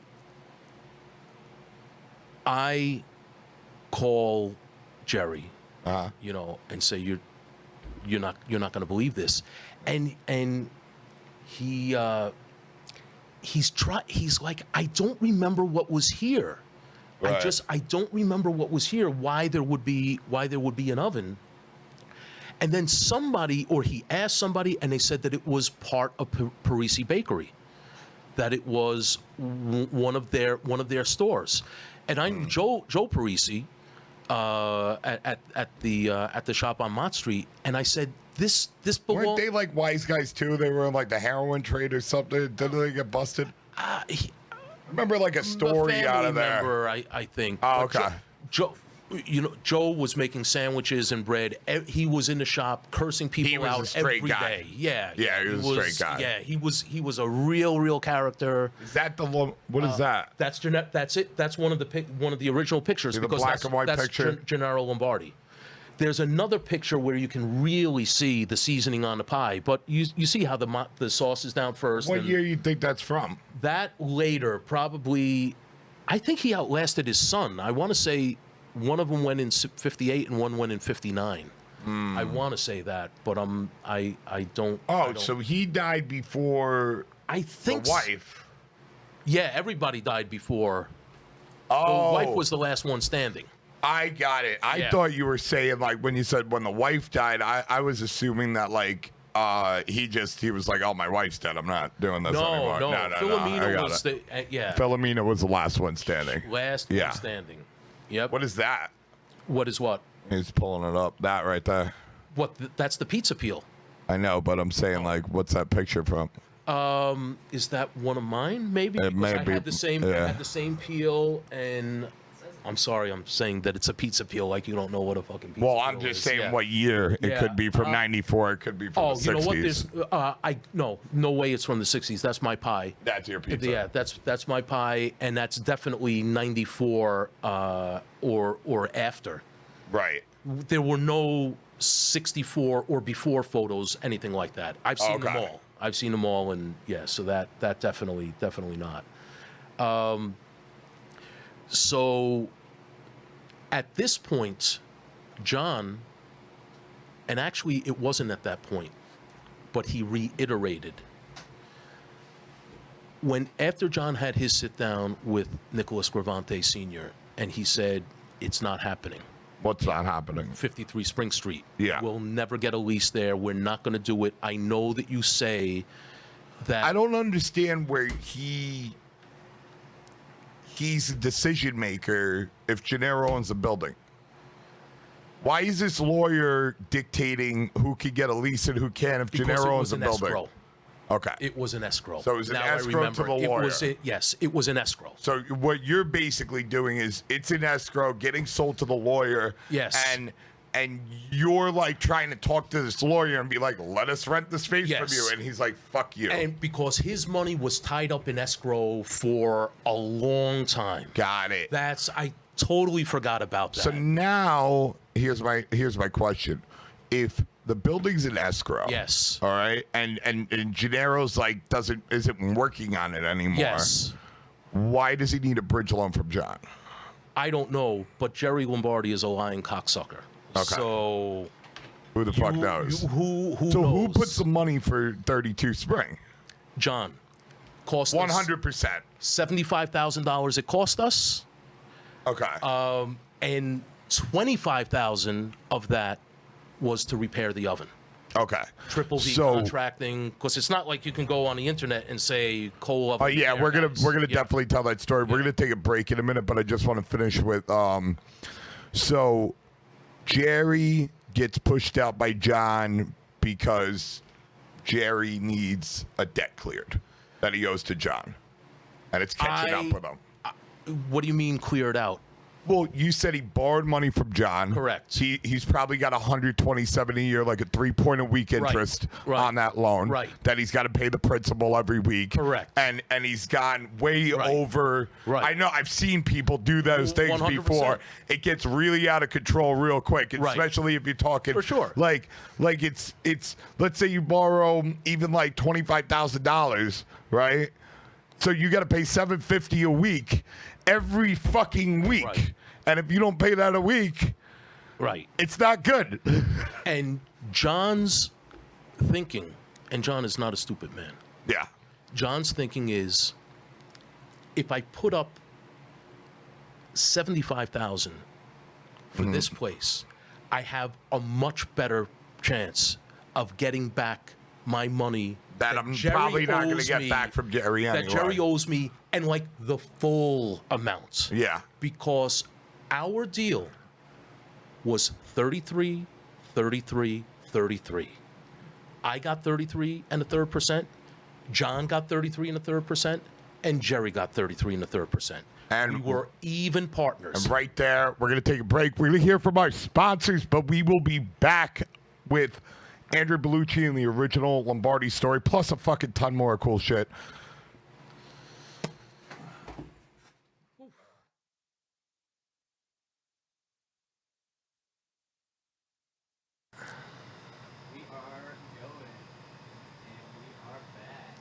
Okay. We are back. So I believe the part of the story we're at is where, so Gennaro owes John some type of loan. Correct. Type of a bridge loan, we're calling it. Right, yeah. A bridge loan. A bridge loan. Yeah. Probably, most likely with a really high interest rate. Right. So, Either the Manhattan Bridge or the Brooklyn Bridge is where you'll be found. If the loan yes, is- if that's you why it's called the don't bridge pay the right? loan. Yeah. So, is that why they call it bridge loan? I don't think that's why. Maybe it is. I prefer that story.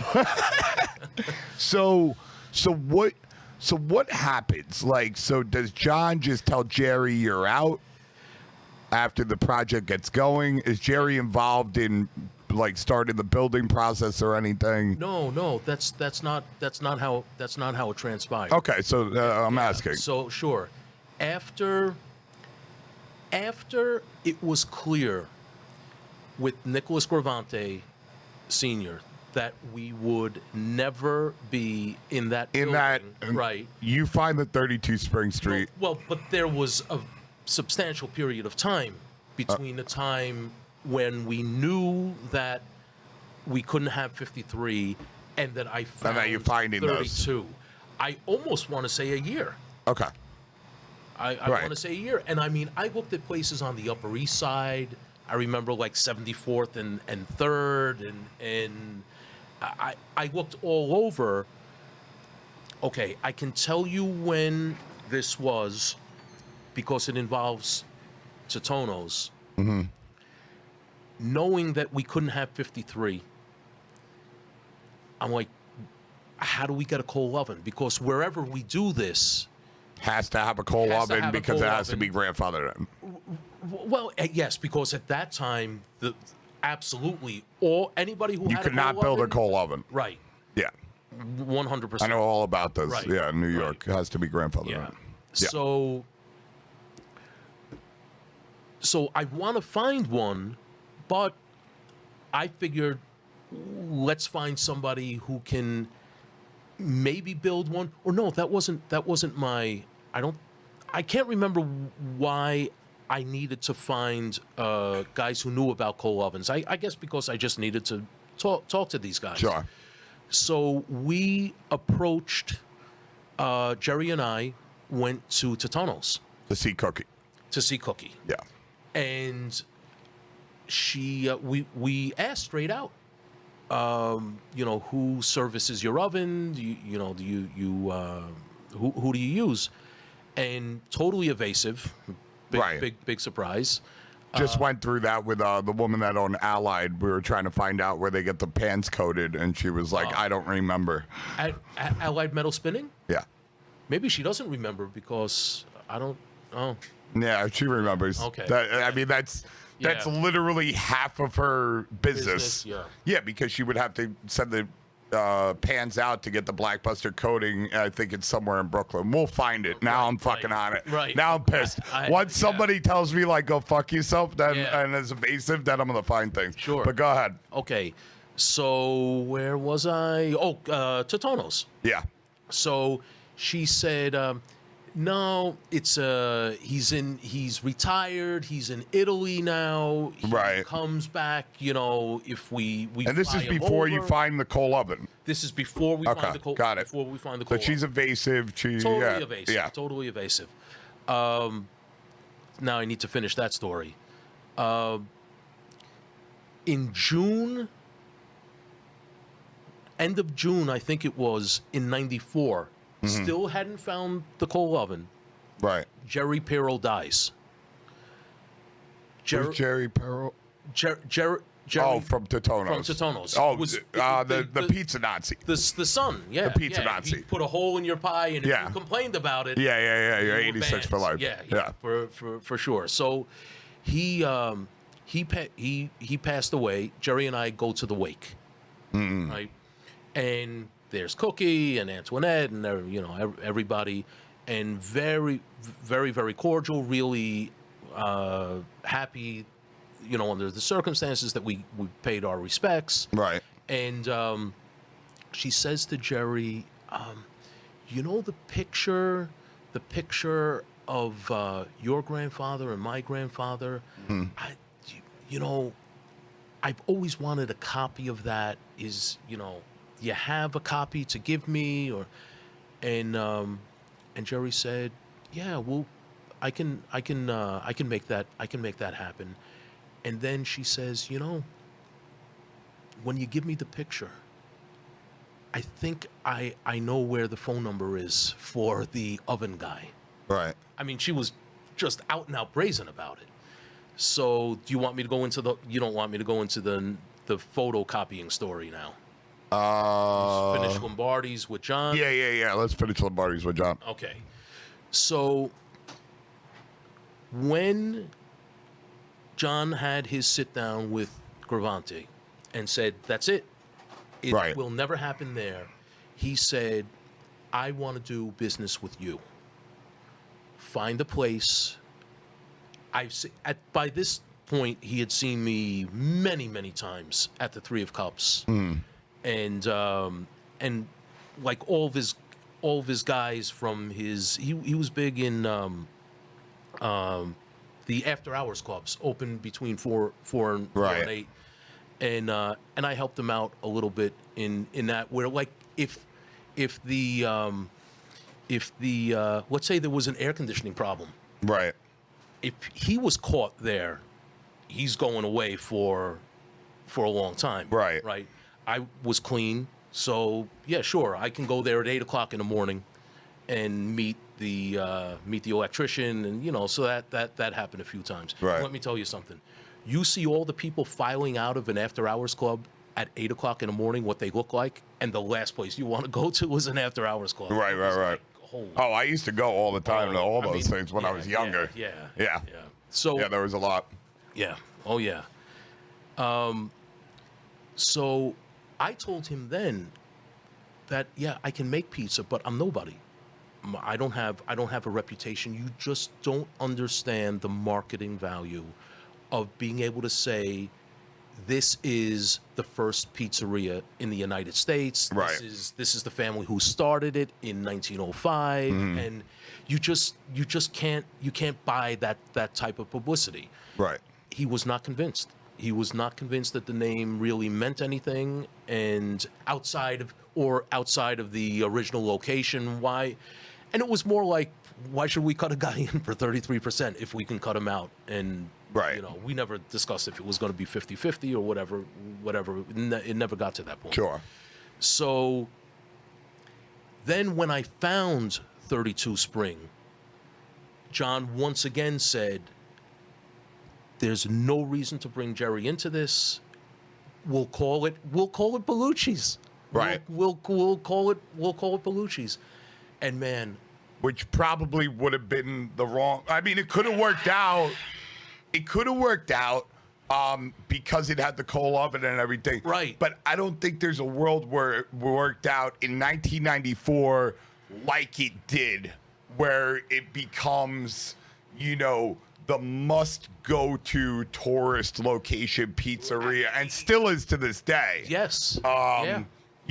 Without that Lombardi first pizzeria in America name. I mean, it could have been good. It could have made a lot of money, but I don't think it could have reached in that time frame. You know what I mean? Right. Today's day, it's apples and oranges. I mean, you got an old coal oven like that, and you do the right marketing. It doesn't matter what the fucking name is. Right. You know what I mean? Totally agree. And we'll talk about that a little bit later. But to talk about the value before I continue and marketing and everything, when we announced, or when I announced, because I was the contact person, when I announced that we were opening up Lombardi's, and John didn't want to be mentioned in this. Right. Right. He was very back. Well, he's like a reputed mafia Genovese crew capo. Allegedly. Right, I mean, you can literally go on the Genovese family on Wikipedia, Right. and it says active members, and it says his name, acting capo in the Manhattan thing. Whether that's really true or not, I mean, who the fuck knows? Right, But right. I'm not going to accuse anybody of anything. But it's if it's on Wikipedia for whatever reason, Right. There you go. And he really wanted to be in back because we wanted to get a liquor license. Okay. Right. So I said it was 33, 33, 33. It was 33, 33, 33. But on paper, it was actually 50 and 50. Joan Volpe, who later married John, married him, I want to say, either in 94 or 95. Well, how did they get Jerry out, though? You find 32 Spring. Right, find 32 You guys are Spring. supposed to be together. Right. You decide it's going to be called Lombardi's, and... And so here's the deal. 33, 33, 33. You, Gennaro, John. Correct. Yeah. I got to stay in the apartment and got $100 a week until the $75,000 was paid. By the business. By the business. Yeah. Right. Through the profits. Exactly. Yeah. Okay. And through the profits. That's, $100 back then wasn't nothing. It was nothing, but. And you know what? What was I going to do with it? I was at the shop. Right. Every minute. Yeah. Every minute, right? And going in the middle of the night, worrying about if the coal, you don't want the coals to totally. We're skipping ahead, though. Yeah, I'm sorry. How does Gennaro get locked out? Well, you're talking after my time there. What do you mean? Because when I was involved. So when you opened. Yes. Jerry Gennaro's a partner? Yeah, 100% he was a partner. Now, I said my deal was $100 and the apartment. Jerry's deal was when he paid back everything out of the profits to John, then he would start seeing money. And everything also included some loan with a crazy interest. That would have never been repaid otherwise. Right. Because from your security guard money?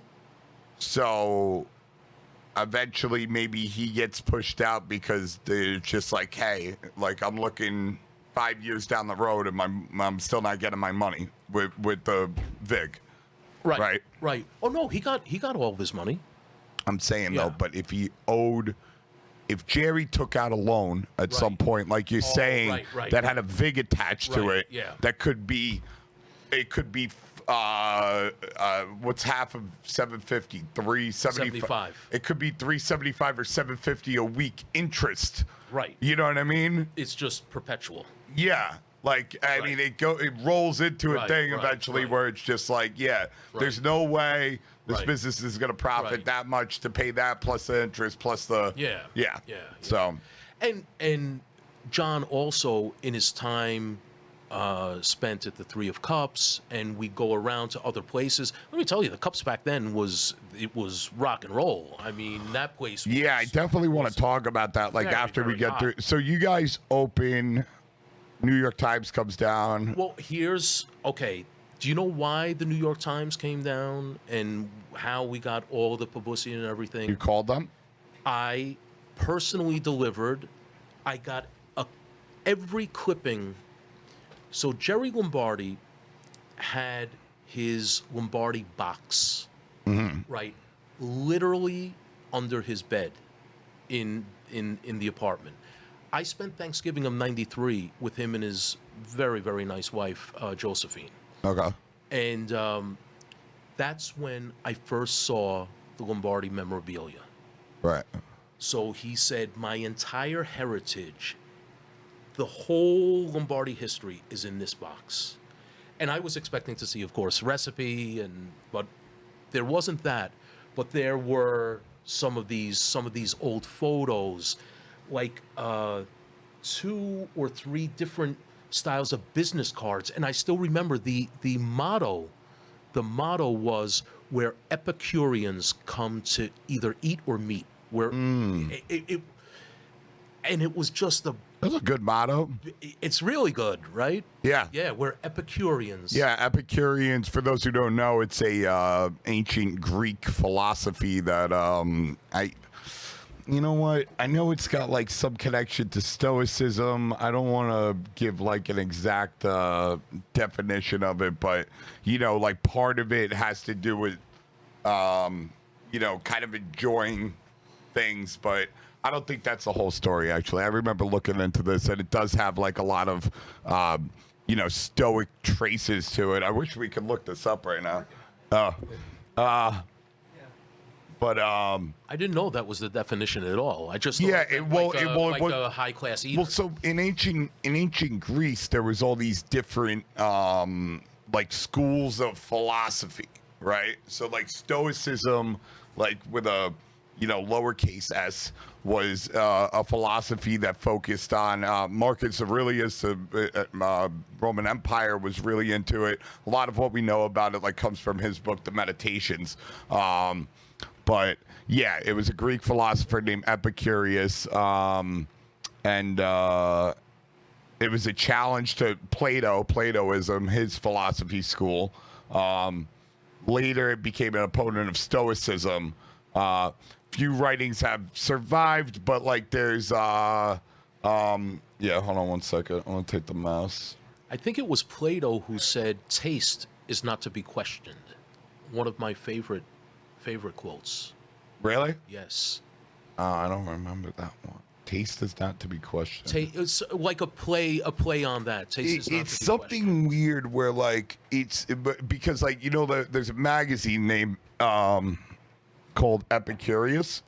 Okay. And it's the whole thing in that magazine, like the reason why they called it that is because I guess the verb for Epicurean is to like enjoy life to its fullest and have all of its pleasures like while you're on this earth, like have the best food, have the best sex, and blah blah blah blah blah. But then I remember when I was researching it, it wasn't exactly that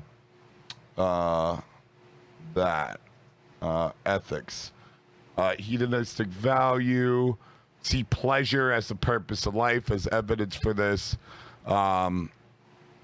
So it's to avoid pain, which is, embracing pain is one of the key tenets of Stoicism. So now I see why it was like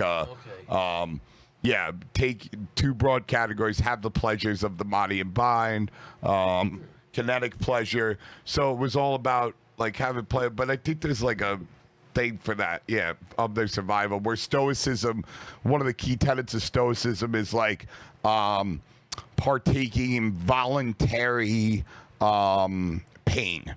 So like modern Stoics will be like, in the modern world, like a good example of this would be like to wake up and take an ice cold shower in the morning. It's not comfortable, Right. but then what that does is it kind of gives you perspective throughout your day when you suffer something uncomfortable for a short period of time, and now you're out in the sun and you're doing this and you're doing that, and it's like, wow, how fucking lucky am I? Sure. You know what I mean? Right. So it's That makes sense. Yeah. Anyway, back to Epicurean was the Epicurean lifestyle. Right. Where Yeah. Epicureans come to meet. Where Or Epicureans come to meet. Either So meet or people, eat, yeah. so people that's real slick, especially for back then. Yeah. I'm sure people were studying like Greek philosophers a lot more back then. Like that was Probably, yeah. probably, yeah. If you were highly educated back then, you had to learn Latin. You know what I mean? Sure. You might learn ancient Greek. You're definitely studying the the ancient Greek philosophers, and this and that would be a big part of your education. Sure. You know? I love that scene from Tombstone where Val Kilmer's Doc Holliday character and the Ringo are speaking in Latin and talking shit. Classic. Anyway, So I took that card, the cards, everything, and made 2 like albums, okay, right? And I hand delivered one with a handwritten note explaining who I was and that we were opening Lombardi's, considered to be blah blah blah, and I delivered one to Florence Fabricant of the New York Times, who then was and is still writing for the Times, right, and one to Gail Green of she was the food critic for New York Magazine, okay, and that was from the day that I was opening Lombardi's until the day I was no longer involved. The entire extent of my PR campaign with the press, I only contacted those 2 people because they were the 2 biggest people in New York. right. And could I have ever contacted them if I was opening up Bellucci's back then? Of course I could have, but It probably wouldn't have worked out. Florence Fabricant called me that day. Right. Like, called Because me. it's a real fucking story. Exactly. Yeah. Exactly. And it's like New York is like 100, if not America's favorite Yes. food, a New York City's favorite food. And this Yes. is the New York Times. And yeah. And when John saw that in the next, when her column was on Wednesday, when he saw that, he's like, Right. okay, right. Yeah. You have the, and then once I remember sitting down, John made me sit down with the owners of Danico, Okay. right? Because they wanted to know what my magic was with getting all the press. And it wasn't my magic. It wasn't my name. It was, can't you understand that pizza, everybody knows about pizza, and to say this is the first pizzeria in the United States resonates with people.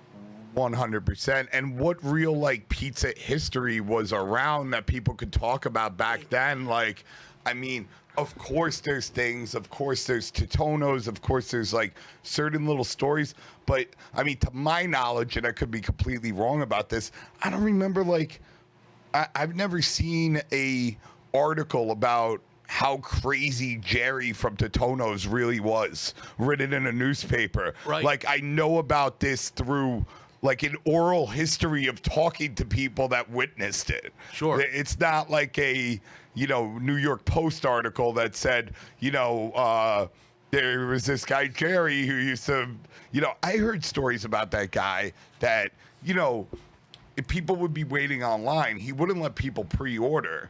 So you just had to show up online. Right. And, the guy knew at the time, like, let's say there's 60 people online. He knows he's only got 20 doughs left. Right? And instead it's like letting them know, hey, guys, there's 20 doughs left. So if you're not 1 through 20 in line right now, like you're not getting pizza and go home. He would wait till the last So now you got a person who's been waiting in line for an hour or two. Right. And you beat. Yeah. Yeah. Is that accurate? Like, these are the stories I've heard. 100%. 100% accurate, right? 100%. I've heard it from multiple people, but, Just not a happy guy. Yeah. I've even heard stories. Of old school pizza guys were kind of that way, though. Yeah.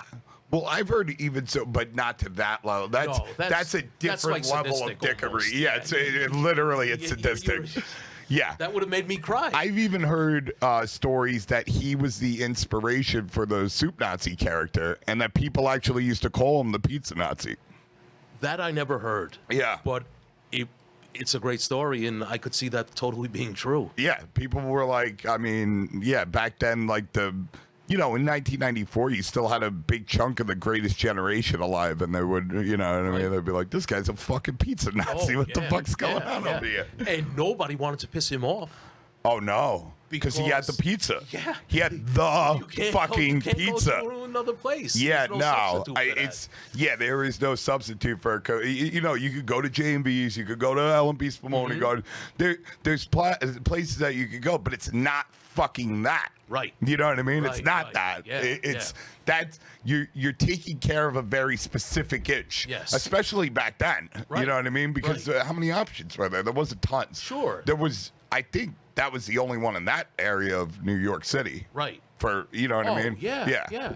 And look at the lineage. You're eating the pie from Jerry Pirro, who learned it from Anthony, his father, Totono. Right. Who depends who you listen to in the Supposedly. story, brought over the magic recipe. Well, I'm not even sure if I believe that story anymore, because, I mean, a big part of why I originally believed that story, and I really want to get into this with you, was because I thought that, like, and I've learned a lot since this line of thinking on this subject, but I always assumed that, there's an area of Italy called Lombardy, right? Correct. Yes.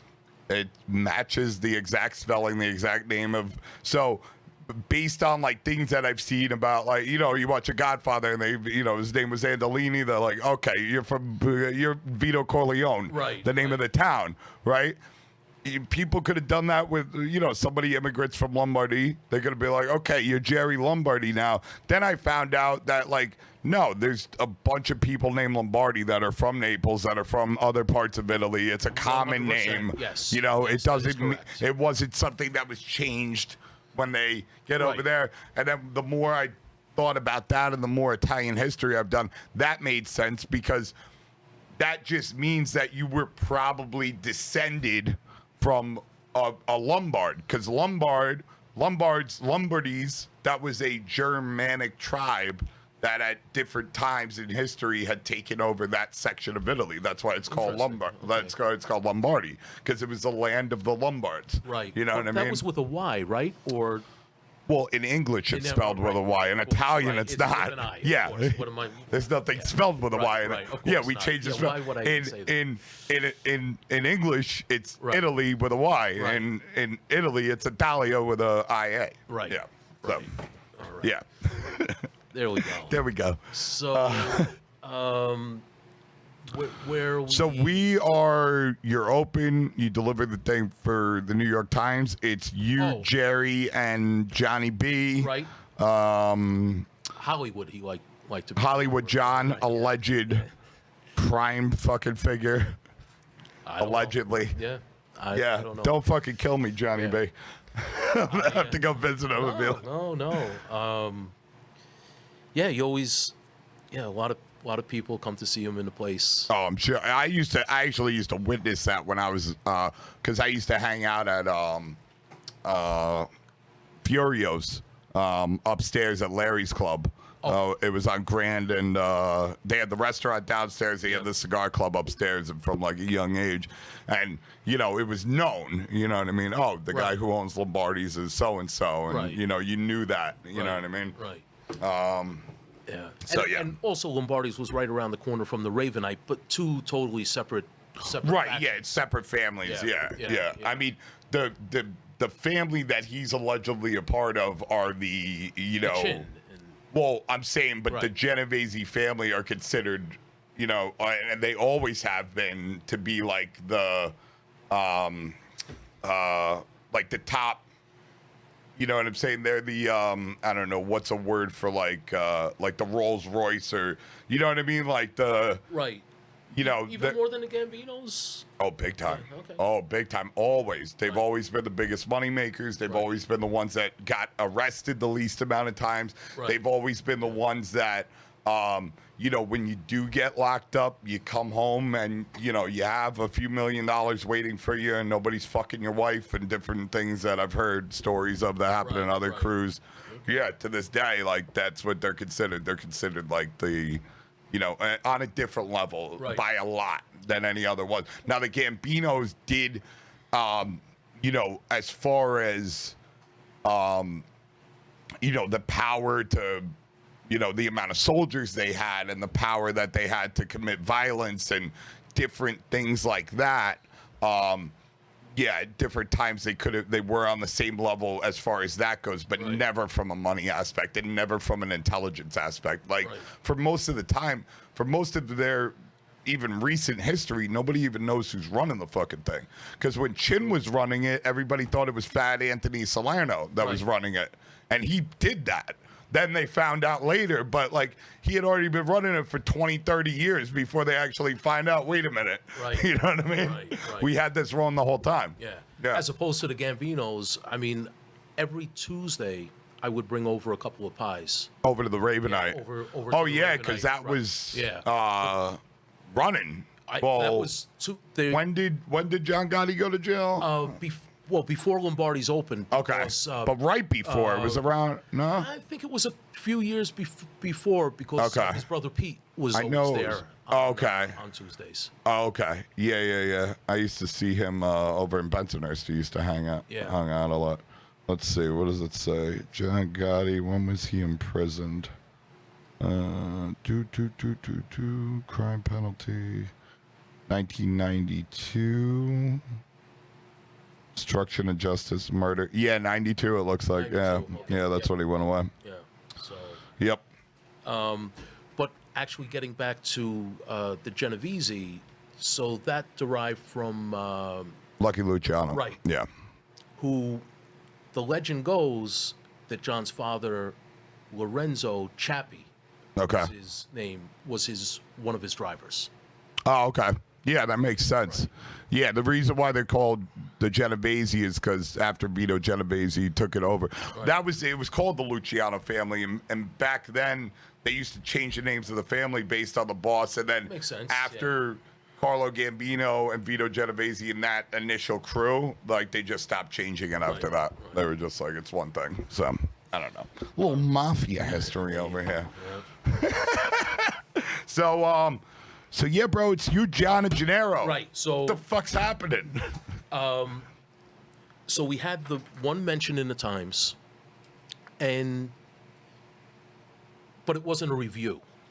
Okay. It was a mention, and we were, people were coming in, neighborhood people. Mm-hmm. It was not on the radar of any tourists. Tourism wasn't huge back then. Right. No, understandably so. Certainly, Especially in Little Italy and this and that. Yeah. And that was also off the beaten path for where all the tourist places are. But on in Mulberry 1994, Italy was still like a vibrantly Italian neighborhood with fucking Italians fucking everywhere. And 21 Spring Street, which was city housing, I guess still is. If you weren't connected in the neighborhood Italian, you weren't living. yeah, there was Italians. I even knew when I was growing. Yeah, Italians that grew up in the projects and shit like that. That had been in the projects for a generation. Yep, You know what I mean? yeah. So money's coming in. John's very happy. I was never sure when I was going to see more than $100 a week. Right. And 7 months in, John says, I have good news. It's been the loan, which somehow went from 75,000 to 82. We probably bought something else. It's not important. But yeah. It's paid off. we're going to start cutting up money every week. Okay. So the way it worked, it's funny because Joan ran the books like my mother would run the household finances. You get the paycheck, you get the money, and then you have weekly envelopes that add up to the monthly rent and what you think the electric is going to be. You see what I'm saying? So like you only pay the rent once a month, but you put the money aside for the rent. Okay, so as soon as the first money, as soon as the first money came in, that would go in a rent envelope, another in an electric envelope, another in a health department one to hand them. Yeah, for sure, right? Yeah, and you've been operating for a while, so you know what the expenses are generally. Yeah, sure. So you put aside that, and then whatever's left over, literally, we'd go into a room, and John would say, "There is nothing I love more than cutting up money." Right.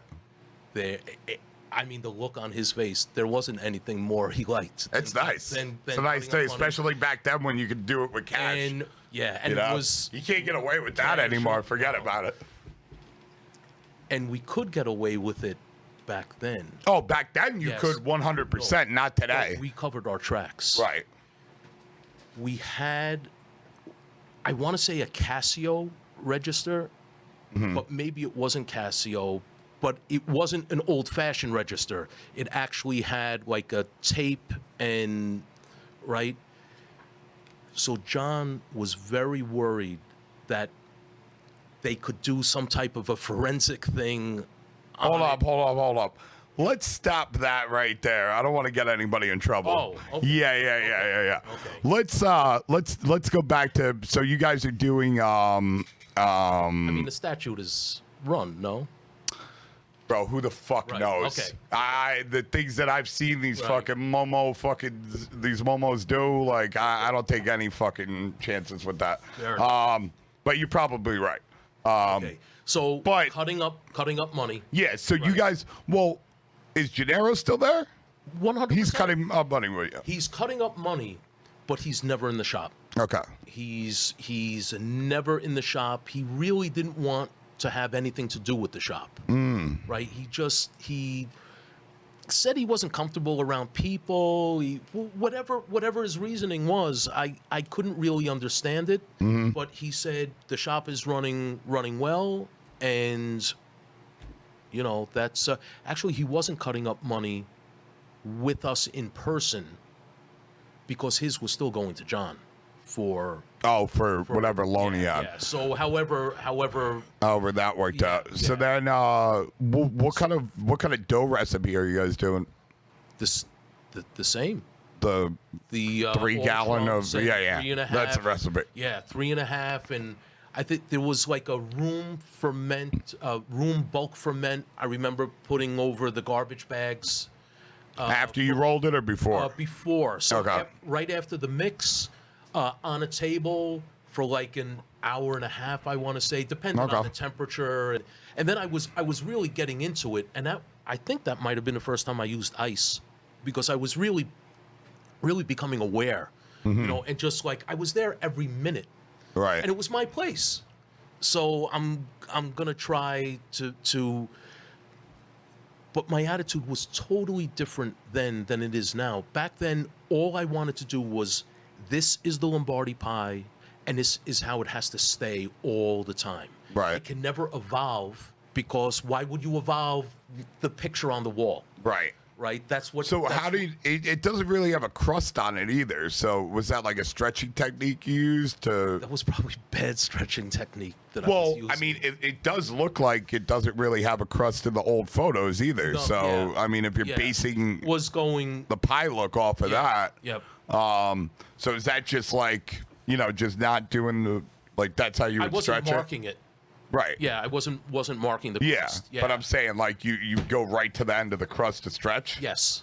And then, like a basic New York... basic on the board. On the marble. Yeah, on bing, the bing, board. Bing, and bing, then bing. I did, yeah. I'll tell you what. Oh, yeah. And let me tell you how good I did that. How good I got at that.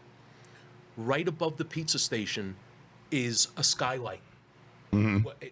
Beautiful, beautiful skylight with a metal bar that goes like, I don't know, maybe 5 or 6 feet below the top of the skylight. Mm-hmm. So I would do my thing where I would start going like fast, and then in one motion from the left hand to the right hand, flipping it up so that it would go over the bar. And coming back on the other side. Down. And it got stuck on there. Oh, yeah, of course. More than once. But yeah. if it's not dangerous, then I've had my fair share of pizza doughs hit like ceiling fans and then just rocket across the room. Yeah. So yeah, that was my move more than knuckling. Yeah, when because all the hydrations were a lot lower and the fermentation times were a lot lower back in the day, like you had to do this. Now when I stretch pizza, like I just do this and then a couple of these and it's open immediately. But when I was a kid, forget, because they were doing fucking 52, 55, 57% hydrations and not really. Right. You know what I mean? You would make the dough. Most of the time it wouldn't even stay out. Maybe it would stay out an hour. You'd go into the fridge and you're using it the fucking next day. And it was that. Yep. You know what I mean? It didn't have time to relax to the point where. You know what I mean? Exactly. A lot of the places where I worked, like once I learned how to spin real good, and I was doing the acrobatics, with regular pizza dough, I Not could oversalted and I could do fucking the whole thing. If I tried doing that with dough I make now, forget about it. Right. Maybe I'll get one spin and then the whole thing's open. Sure. But anyway, and we digress. So then what happens? You guys are running, it's going good, you're chopping up money. We're now chopping up money. Okay, so here's a little preview of how we're equal partners, but there's really one guy running the show, right? Mm-hmm. There's only one shot caller, and that's John. Okay. I mean, if I would imagine, right? I mean, it's allegedly that's his job for our entire neighborhood. There you go. Yeah. John believed that Lombardi's was going to be successful.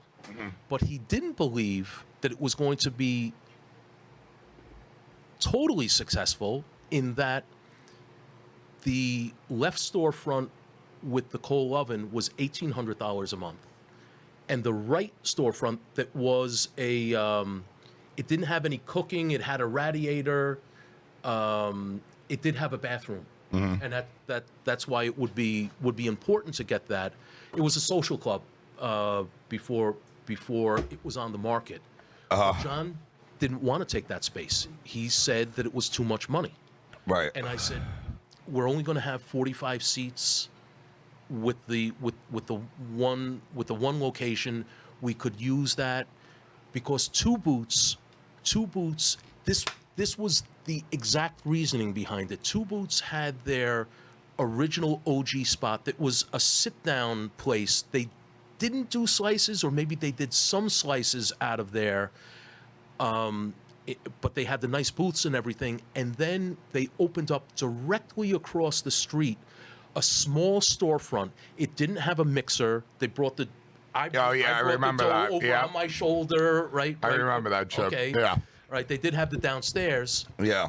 So that's where they would do takeout and delivery and slices out of that. Yeah, I remember when, and then that went out. That went away. That one, I believe there was an overlap when they opened up the movie theater and video store. Yeah, which is still there. It's still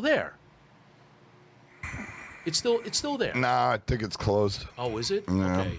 Yeah, Two Boots have been going out of business left and right all over the city. Yeah. It's they actually our COO on Williamsburg Pizza, Dennis, was the COO for Two Boots and still owns two Boots franchises, the one in Williamsburg and the one in Park Slope.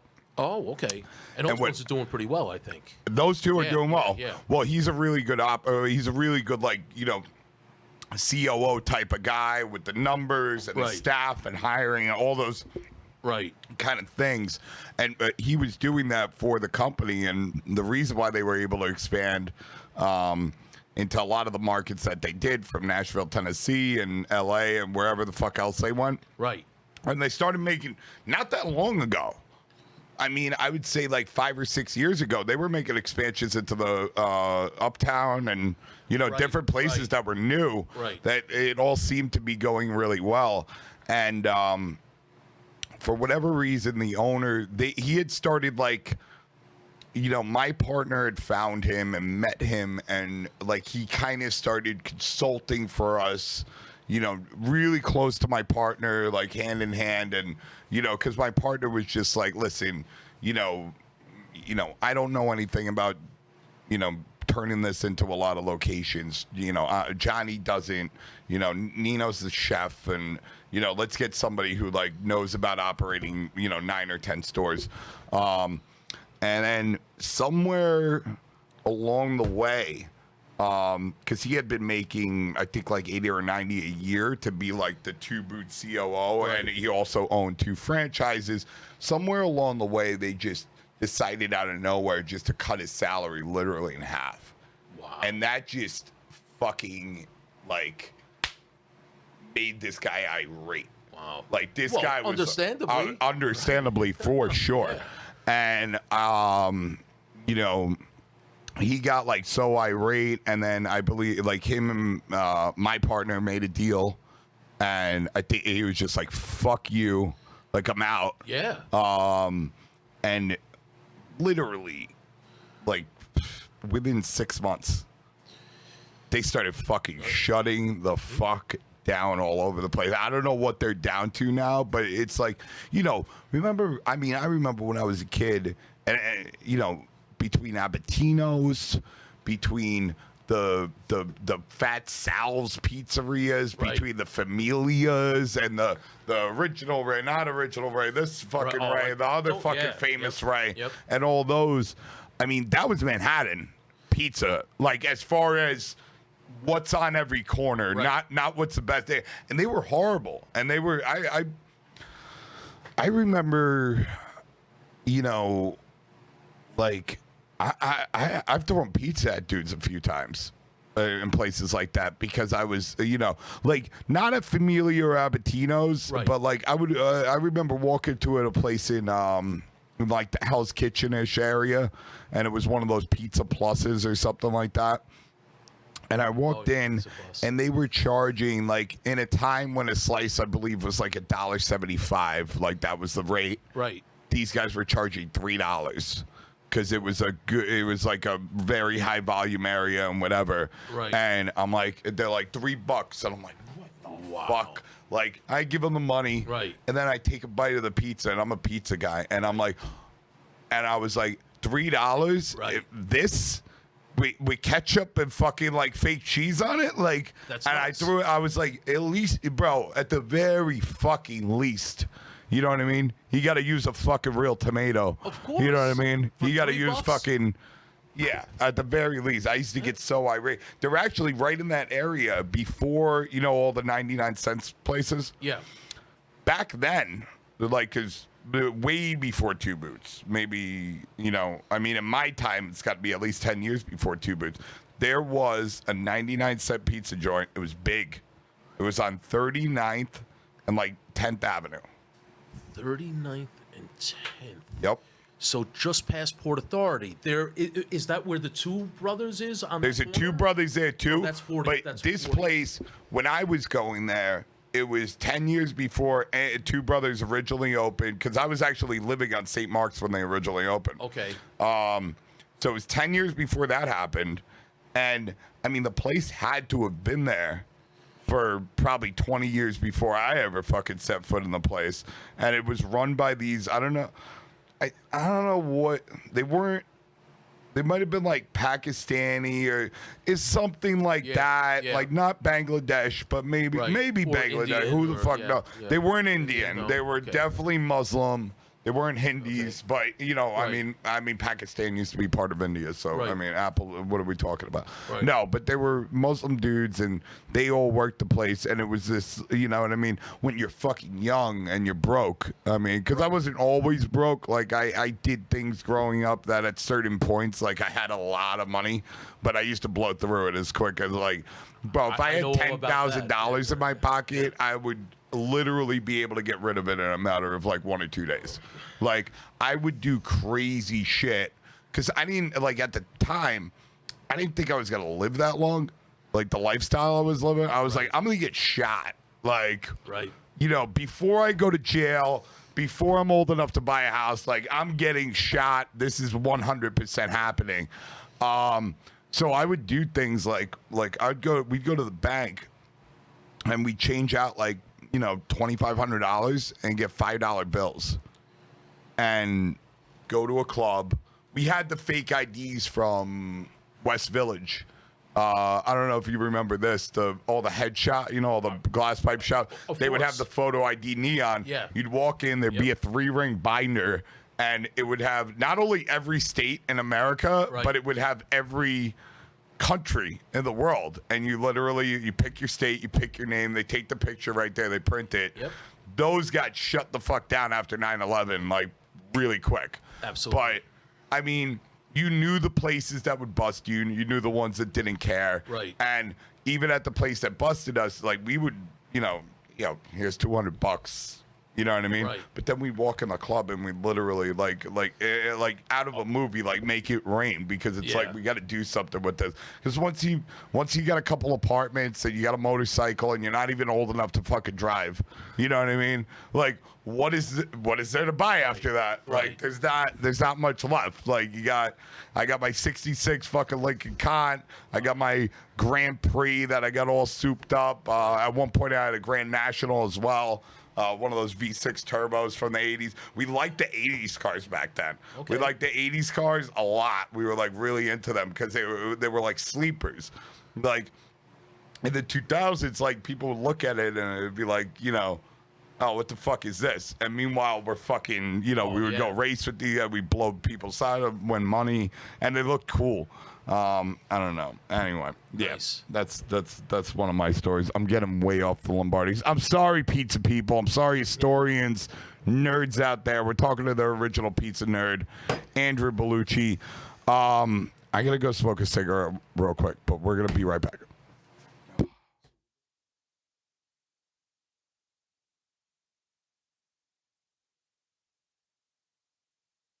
All right, so we're back. So we're at the part of the story. You, Gennaro, and Big John and John are all running the thing. Now you get into some legal trouble somewhere along this line. What the fuck happens? Business is going good. Business is going great. Business is going great. You do something.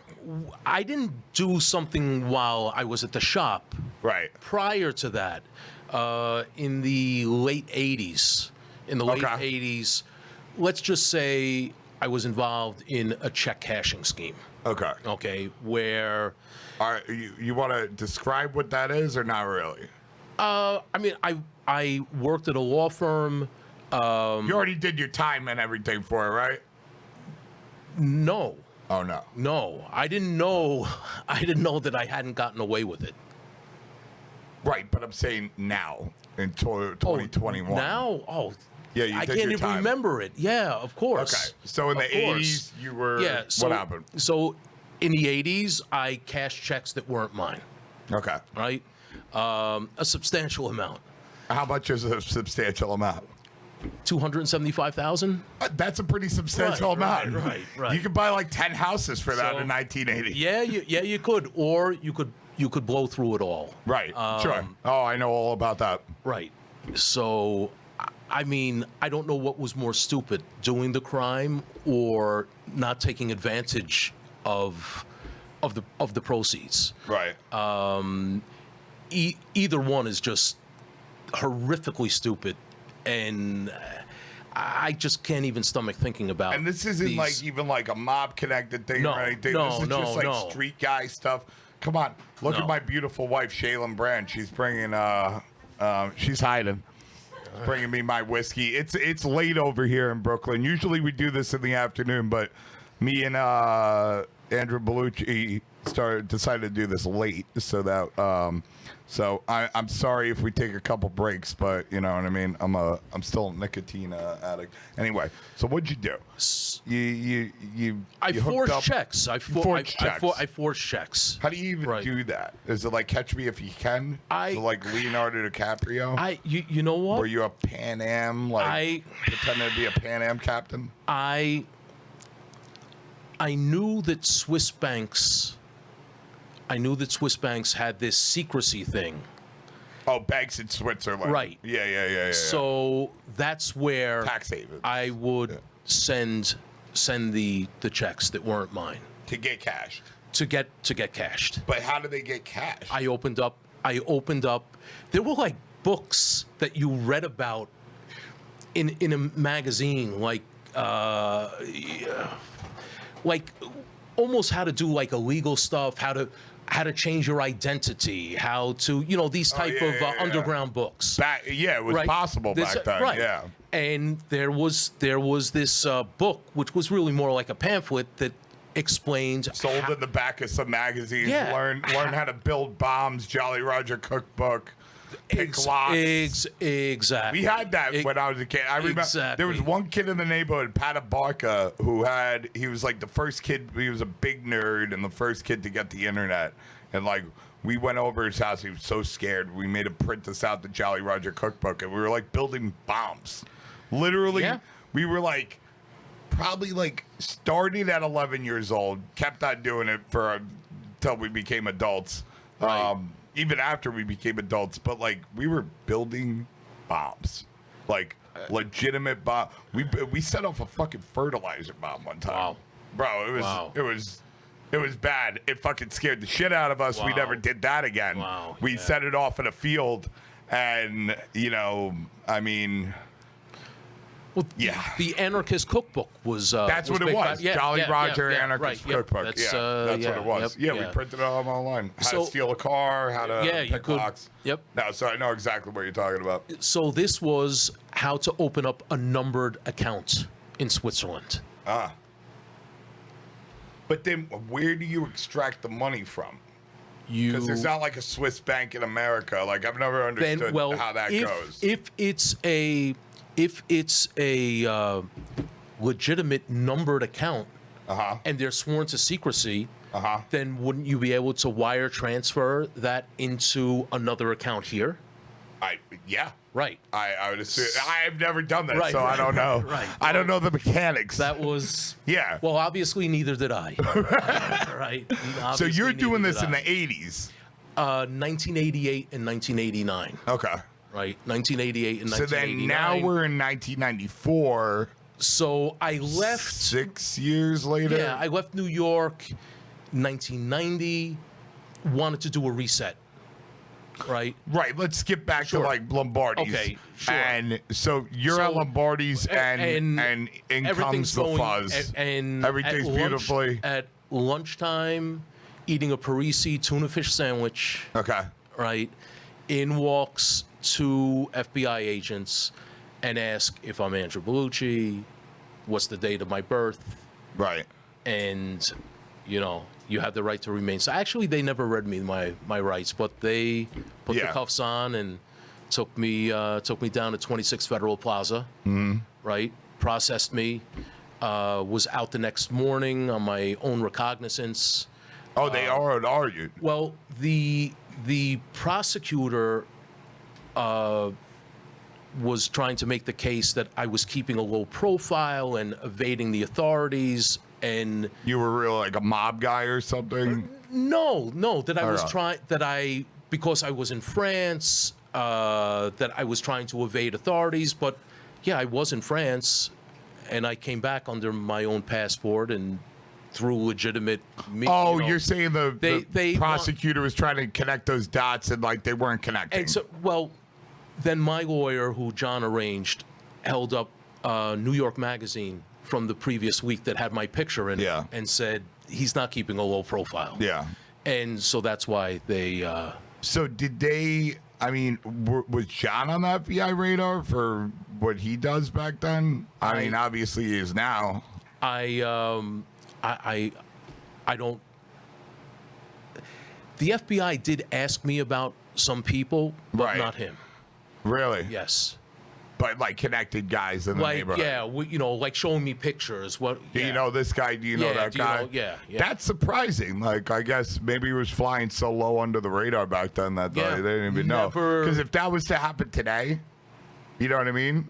Sure. Like, if you were in business with John right now and like something like that happened, Right. bro, they'd be offering you, Of course. whatever, Of because they course. don't want their stupid Elliot Ness badge, and Right. you know whether anything's true or false, they don't give a fuck Right, anymore. right. Yeah, but. Yeah, of course. 1994, you would think that they would ask something like that, and I believe you when you say it. Yeah. Like, I don't think you got no reason to lie. No. You know what I No, mean? not- You obviously not- didn't rat anybody out. Didn't rat Like, anybody It wouldn't out. matter if they asked Yeah. you. Yeah. You know? Has John ever even done a day in prison? Yeah.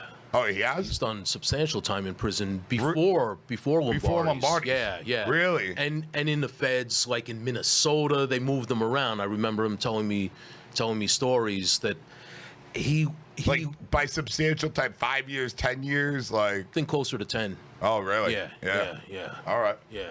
I mean, that's not a joke. Yeah. No. Yeah. No. That's not a The feds joke. don't fool around. When they give you the sentence, you're doing the sentence. Yeah. You know? Especially now. Now it's Yeah. 95% now in Fed time. Yeah. Back then it was 85. Yeah. Yeah.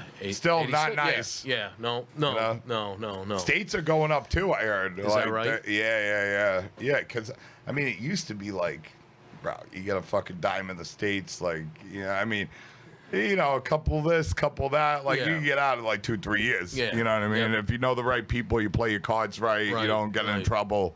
You know what I mean? But, yeah. Not anymore. No. Yeah. Now they throw away the key. They don't even let you out. Most of these prisons, they're 23-hour lockdown. Wow.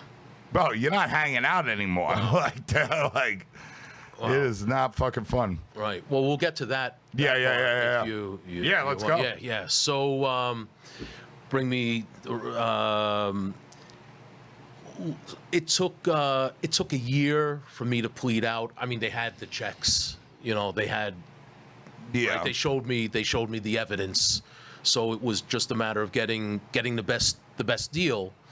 And my lawyer negotiated back and forth, and I had a very liberal judge. They wanted to give me the top of the guidelines, which I think was 2 years or 3 years. Some I can't remember the months. What he gave me, not only the bottom of the guidelines, but he sentenced me to a year and a day, because if you're under 364, you're in you get county an extra prison. 30 days. I had a 364 right. that I did. Okay, yeah. so Yeah. but it's not 364. It's actually 366, because they're No, giving you. I got a 364, so I went to county for 364. Got you. He gave you 366, so you would go to the federal prison because you committed a federal crime. Well, it was it was always a federal. It was always a federal. I case, understand, no, but if he gave you a 364, you would have never went to the federal prison, which would have been worse for you. County jail is worse. well, no, it wasn't count. It was MCC, where I understand, but Yeah. if he gave you a 364, you would have done 364 days in Rikers Island. for feds back then. I don't. Anything. This is all right. I'll take your word for it. No, yeah, it doesn't matter if it's fed or state. Right. Okay. Okay. Anything under 365 days, Right. you do not do in state or feds. No matter what your crime is. Okay. If your crime could be federal, your crime could be state, it doesn't matter. Right.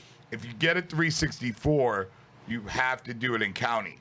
Anything over 364 days, You go. depending on what you do, Right. you will go to a federal prison. But Right. like people get 364s and then they'll stay in county, which is like considered like a worse punishment. Right. You know what I mean? Right. Because, bro, It's you got tight quarters. Yeah.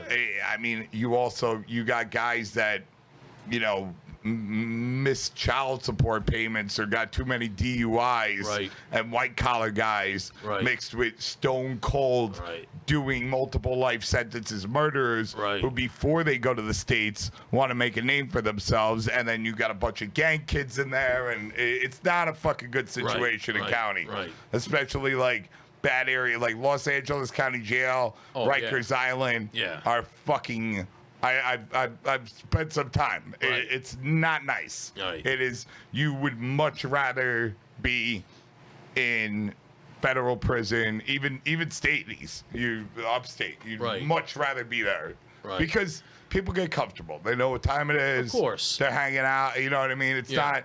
Of course, bad things happen even there, but Sure. nowhere close to the frequency Right. that happens in county jails. Right. In major metropolitan areas. Right. Yeah. All right. So, You go to jail. I go to. You get a 366. All right. So I have to do 10 months. Yeah. Right. I have to do 10 months. So before going away, I wanted to get in front of the story because I thought somebody was going to find out. I'm at the shop every day, then I'm not at the shop every day, right? And Jerry and John are both like, it's no time at all. You will say you're on vacation, you wanted to take some time off. Right. You come back after 10 months, everything is exactly as it was. As you left it. Right. Yeah. Everything is exactly right. So I report to jail. I do. You want me to just go through that? Yeah. Through Yeah. what jail was like? Yeah. Okay. So I turned my. Where they send you? I spent 2 nights at MCC. Right. Okay. Semantics. Sorry. Where they send you to the federal prison? First to Otisville. Okay. First to Otisville. I was there for almost all of it. And then they sent me to the Allenwood complex in the camp. Okay. Right. Right. And that's where I was released from. Right. And yeah, then they went probably sent you there better processing or something like Yeah. that. Yeah. Sure. And from there, got the. So you were in Otisville. Let's talk about that. Right. So I get to Otisville, and I have no idea what's going to happen. You know, you watch movies. you watch hear movies, stories. and some bad things happen. Yeah, sure. You know, yeah, and, of course. And I'm not a gangster. Right. You know, so I was very, very apprehensive. You're not a tough guy. You're not a guy who goes looking for fights. No. You're not like No. Yeah. No. You're not That's like not a hardened criminal. No, that's not You're my. a guy who cashed some checks. And I now wasn't you're- in for a hardened criminal crime. Right. Of course. Right? Yeah. So I get to Otisville, they process and then they release you after the 4 o'clock count, because that's the main count where they Yeah. right. Yeah.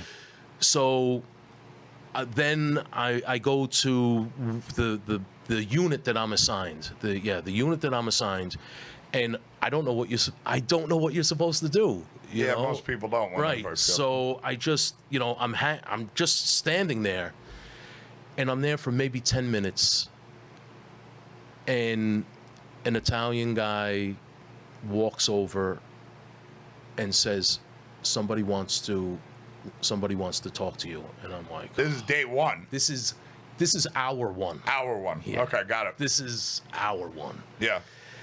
And I'm like, this is going to Here be we as go. bad as I thought that it was going to be.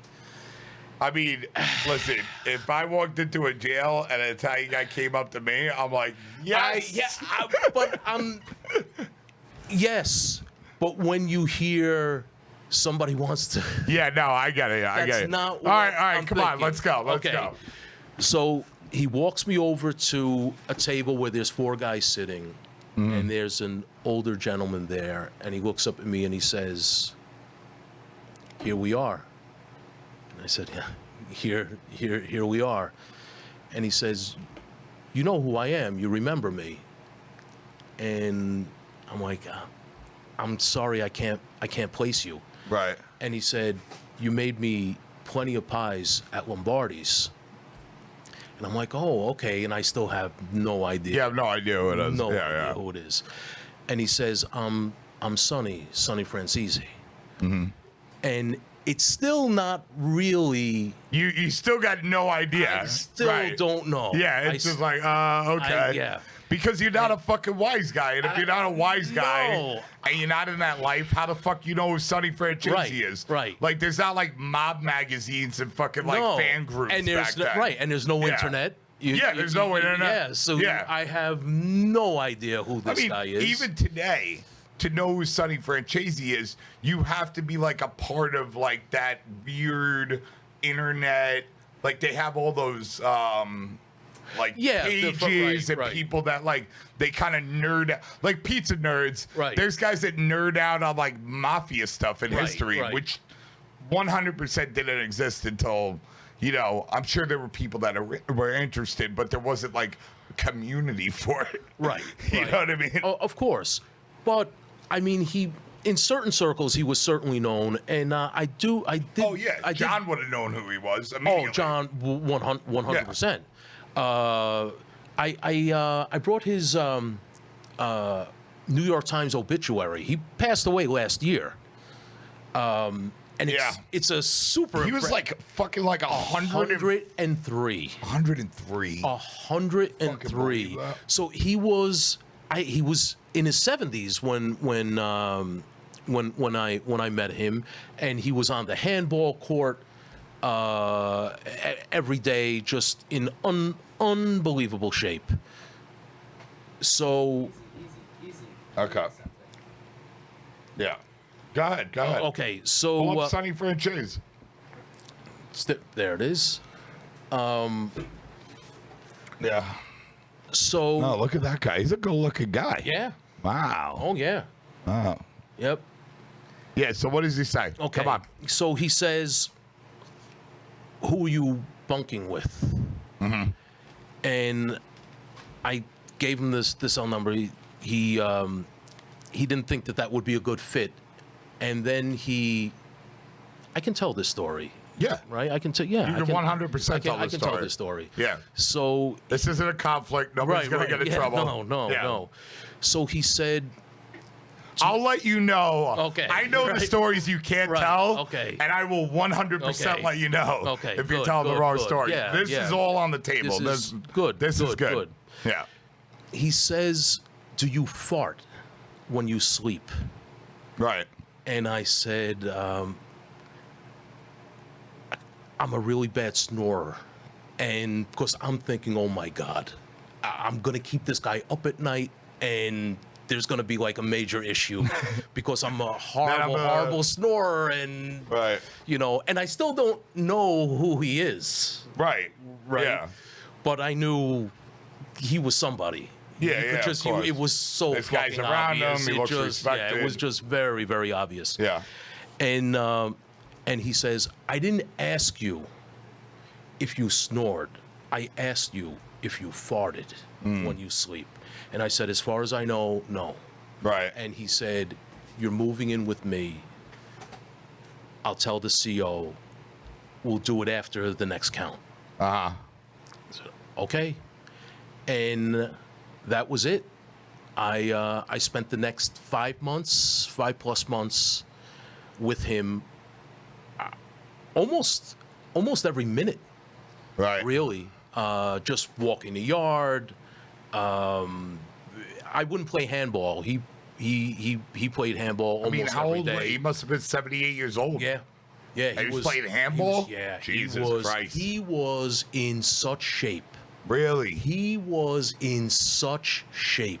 Yeah. Just you would think that he was in his 50s, if that. And just he didn't know any better. Yeah. He was in tremendous shape.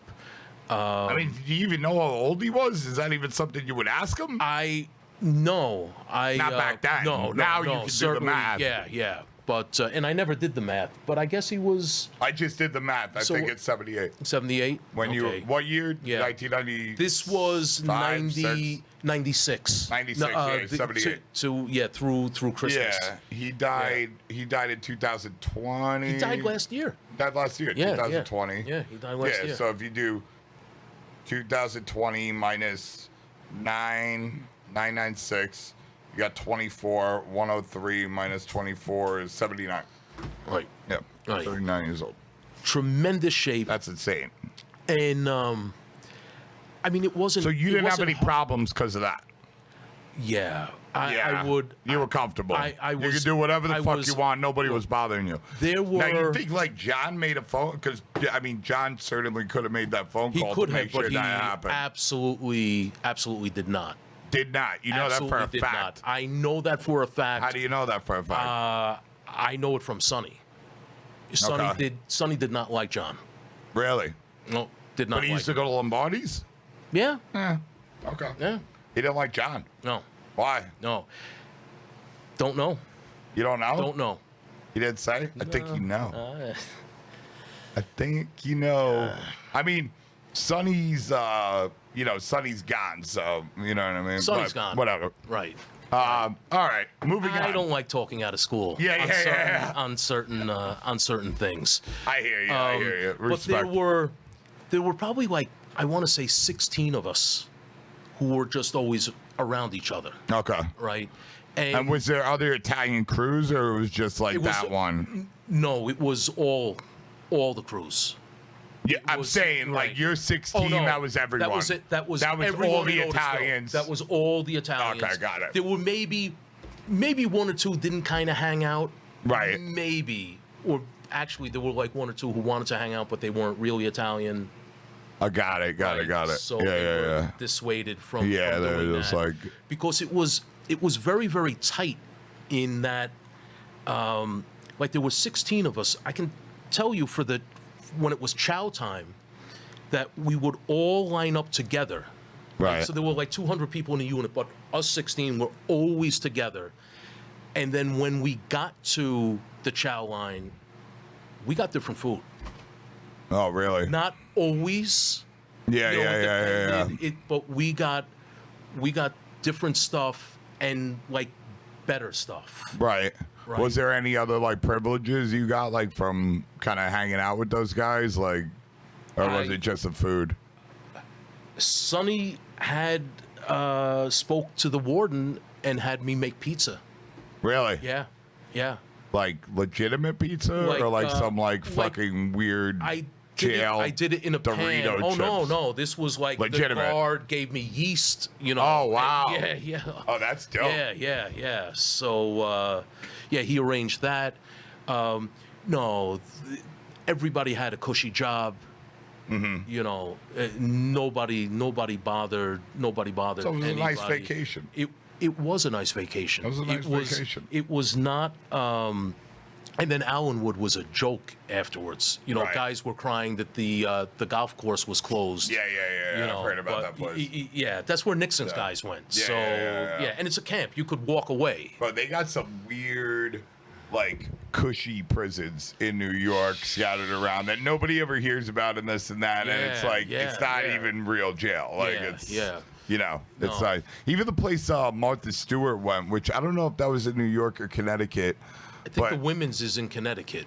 yeah, hers was Yeah. in Connecticut. Her Darien, fed. or That's what I think it I was. think, Yeah, she, yeah, I mean, I've read about that place and it's just like, you know, Yeah. like, Yeah. oh, wow. Yeah. Bro, I should be paying to fucking stay here. I Yeah, got to it's take a really- year off. well- I get free food. You know, the food was good. When I went in there, I was 305 pounds. I mean, I was just horrible. Right. And I said, I'm going to, once I was comfortable, I'm like, okay, you know what? I'm going to get in shape. You know, there's guys there getting, working out and everything. I'm going to get in shape. And when we would pass through the chow line, Sonny would make me give away stuff that I shouldn't be eating to help me lose weight. When I left, I was 208 or 210 pounds. Wow. So a lot of weight you lost. I lost a lot of weight, but that was my goal. I figured make the best time. Make the best of it. Make the best of it. Yeah. When I after I did like a little vacation, like I was fucking working out. It's the only time I've really worked out Yeah. like an animal in my life, and I came out, I was like, I was beasting a little bit but it went away quick. Like I was just like, I mean, when you don't keep up with that shit, it just it thins out. You know what I mean? It goes away. So not to, we'll jump ahead. We'll jump ahead to, so I get released from prison. Yeah, right? absolutely. Right? Yeah, so, you get released. Right, I get released, and I go to Lombardi's. Mm-hmm. Right, I go to Lombardi's. I would occasionally speak with Joan during this time. Never John, and right, never John's with John wife because, or future wife. Yeah. Because you don't want to be on a recorded line, and I took 100%. Totally get that. Yeah, you get so said there can't be any communication. Right, and no problem. Smart. Right, of course, very smart.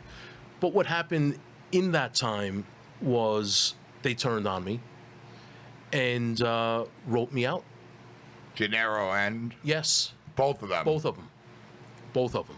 And then, so you get out, and what's the conversation? And the conversation is, you're out. There's nothing you can do about it. If you take us to court, very, very bad things will happen to your family. Very bad things. And both of them say this to you? Yes. Really? Yes. Wow. I wanted to take them to court. Uh-huh. Why not? I'm a legitimate partner. And this was on paper, everything, or no? Not really. The original corporation, 32 Spring Street Restaurant Corp, was absolutely on paper, and then it was changed to Pizza of 32 Spring Street, and I wasn't on that. Okay. So you get pushed out. I get pushed out. And this is something that happens today to a lot of fucking people through a lot of things. Like I've heard, I've heard things where people give people, convertible notes. I've heard things where people because with a convertible note, you can just buy the guy out whenever you want, and it's above board and you're completely legitimate. I've heard things where the guys, I'm a 50% partner, but he doesn't really know how to use a lawyer or whatever it is. And then, the place takes off and whatever. And then it's time to, where's that paperwork I thought you had? And it's like, I don't know what you're talking about. Why are you breaking my balls? Oh, I don't have the... You're fine. Okay. No, it doesn't matter. Okay. No, you can put them on if you want. Yeah, you don't have to put them on. Yeah. You just hear yourself better. Yeah. So then, but then you're saying Gennaro gets pushed out eventually too, as well, right? That was you know what? That was after my time. So you don't even know what happened. What'd you hear? I've heard that he was given a lump sum and told to never come to the place again. Okay. Right. That's what I've heard. Do I know this firsthand? No, I don't know. I don't know this firsthand, and I really don't care. Don't know for a fact, but probably how it went down. I hope he was pushed out. He turned, he turned on me, and it really fucking hurt because I love these guys. What did you say? I love these guys.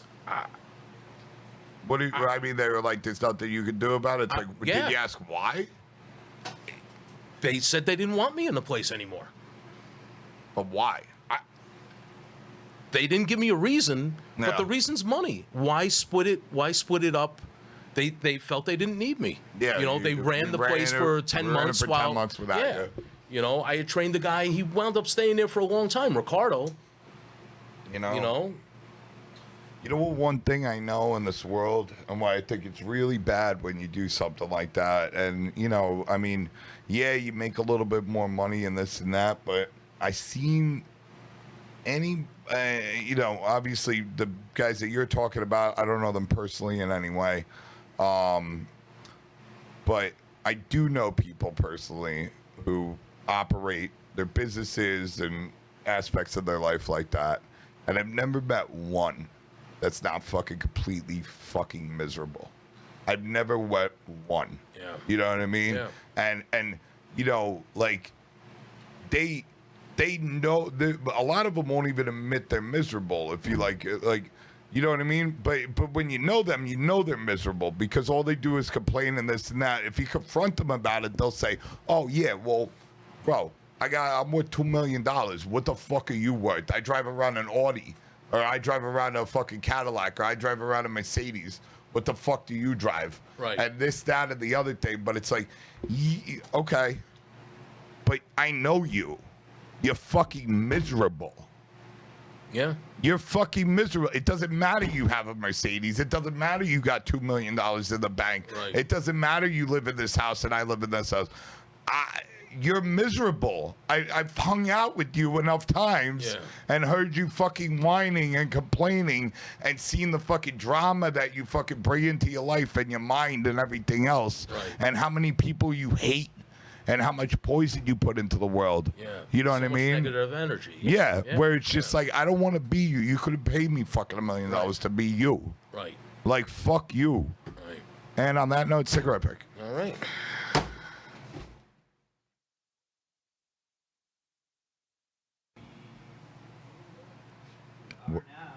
We are back. We went through the Lombardi story. What I want to do right now is I want to back up to Three of Cups because I had worked at Three of Cups for I think like 3 weeks. I know Santo was one of the owners. There was a couple though, right? The original 3 partners were Santo Fazio, Claudia Bogan, Okay. and Lenny Todd. Okay. I must have been talking to Santo when I don't even have a recollection of it. I have a recollection of working there. I know that there was a hardcore kid, Dirty Dom's brother, Sean, whose wife had been working there. And she was the one that got me the job. And I worked there a couple weeks, and I don't know. I don't even remember. You know, there was an issue. I remember, you know, see you later, like, blah, blah, blah, blah, blah. I got my pay. And I actually met who would become my future son's mother that day. Walked into, like, Joe's on East 6 between A and B. And, you know, she was by herself bartending. And, you know, that's how that fucking story happened. Yeah, I was flush with cash. You know, I had like $700 in an envelope. So, I mean, you're saying, so they opened in 1992. They opened December 31st, 1992. I still hadn't. So they must be the first wood burning oven pizzeria in New York City. I'm maybe not 100% sure. I'm not 100% either. One of the very, very, very early ones. You know who could tell you all about the oven and the exact? So it was those 3 partners, and Claudia. She wasn't a restaurateur, but her father was or is Ernie Bogan. I think Arc Restaurant Group. They have a few big ones like America. I don't know if you remember that place. I am very good friends with Michael Weinstein. Oh, there you go. Okay, so that was Ernie Bogan's daughter who put that deal together. And who's Ernie Bogan? Is he involved with ARC? Yes, I think maybe he sold ARC to Michael Weinstein. Yes, maybe. Or maybe he was a partner. Michael started ARC.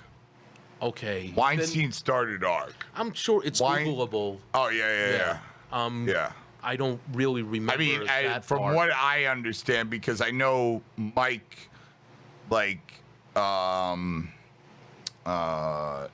know, ARC, for those who don't know, is a publicly traded restaurant group. You know, America and a lot of their other properties, they still have a lot of properties, but they were like the creme de la creme of, you know, restaurant groups, definitely in the 90s. Yeah, like, people were. Yeah.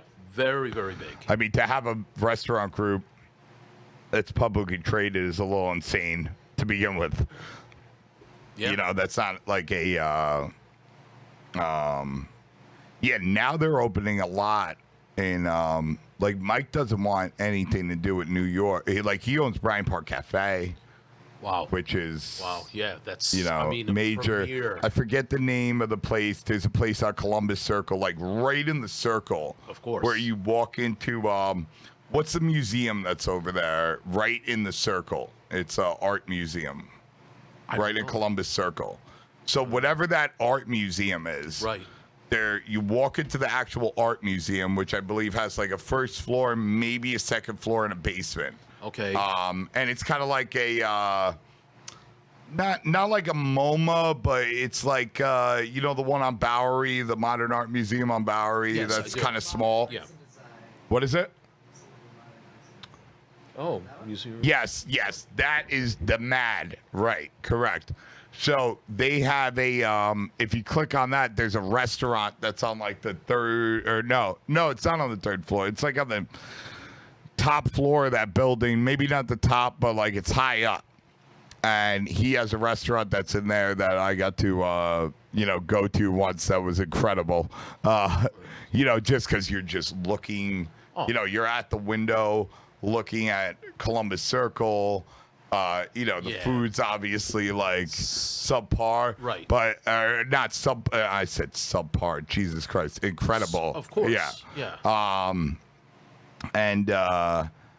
Ninth floor, Potomac River. Robert, that's what it's called. It's called Robert, situated on the 9th floor of NYC's Modern Art Museum. So yeah, he owns Robert. What else? Bryant Park Grill, El Rio Grande, America, which is now in Vegas only, right. Not in New York anymore. Right. Gallagher's, which is Gallagher's. Okay, the steakhouse which on is 52nd, also right? yeah. Well, is it? I don't know if it's still there on the west side. No, I used to talk to Mike a lot more regularly, but I remember even 5 years ago, and him telling me like, Nino, like for what he does, New York is not conducive to what he does. There's just so much of a risk. You can't buy the property. Right. You know what I mean? The way that these guys operated and built their business, when they opened spots in Florida and Alabama and they just buy the 10,000 square foot building and throw something nice in, it's money printing machines. Yep. And it's like, if that's what's working in the past 5 and 8 years. Like they opened up a I don't even think it's there anymore. It was who was the famous Knicks player from the 70s? Oh yeah, I remember Clyde. Walt Clyde Frazier. On so they opened Avenue on the left-hand side. So that was theirs. Yeah. And right. It didn't work out. No.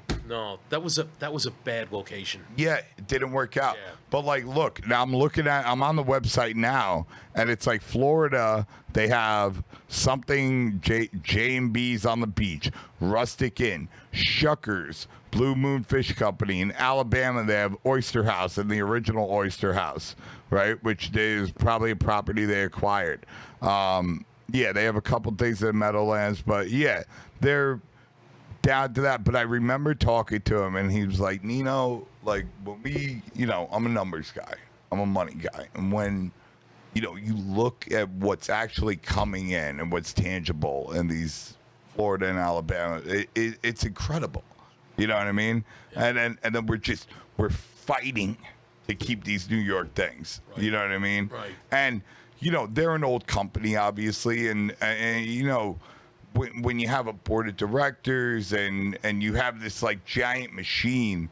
I mean, even Williamsburg Pizza, even my business, like it becomes, it's so hard to pivot at a certain point because you have this structure and you have this, you have this infrastructure that's like, it is a machine that just turns like this and it's set up in a certain way and it's really hard to change that. You know what I mean? Yeah, of course. Like, I know a lot of the people in like the, like the same way like McDonald's and Taco Bell and Burger King and even Pizza Hut, they're all in the same vertical. You know what I mean? They might make different food, but they operate the same exact way. Yep. It's the same way that like Applebee's, Fridays, Olive Garden, Buffalo Wild Wings, they're all interchangeable. Yeah. It's just different food. It's a different design, but they all have a lot of things in common. They all have store and assistant managers per store. They have district managers. They all require a freestanding building. In the vast majority of cases, there's exceptions to that rule when it's in a major city or something like that. Right. But they all require, this many parking spots. They have to have a bar with a full liquor license. They have to have a minimum of this many seats. There's rules to it. Right. It's hard to now they're antiquated. Now, who wants to take an Instagram photo and brag about the fact that they're at a Fridays or Applebee's? I mean, when you got a couple thousand locations, that's a fucking problem. Right. Social currency is a real thing. Yeah. But how do you update 2,000 stores? That's a great question. I don't.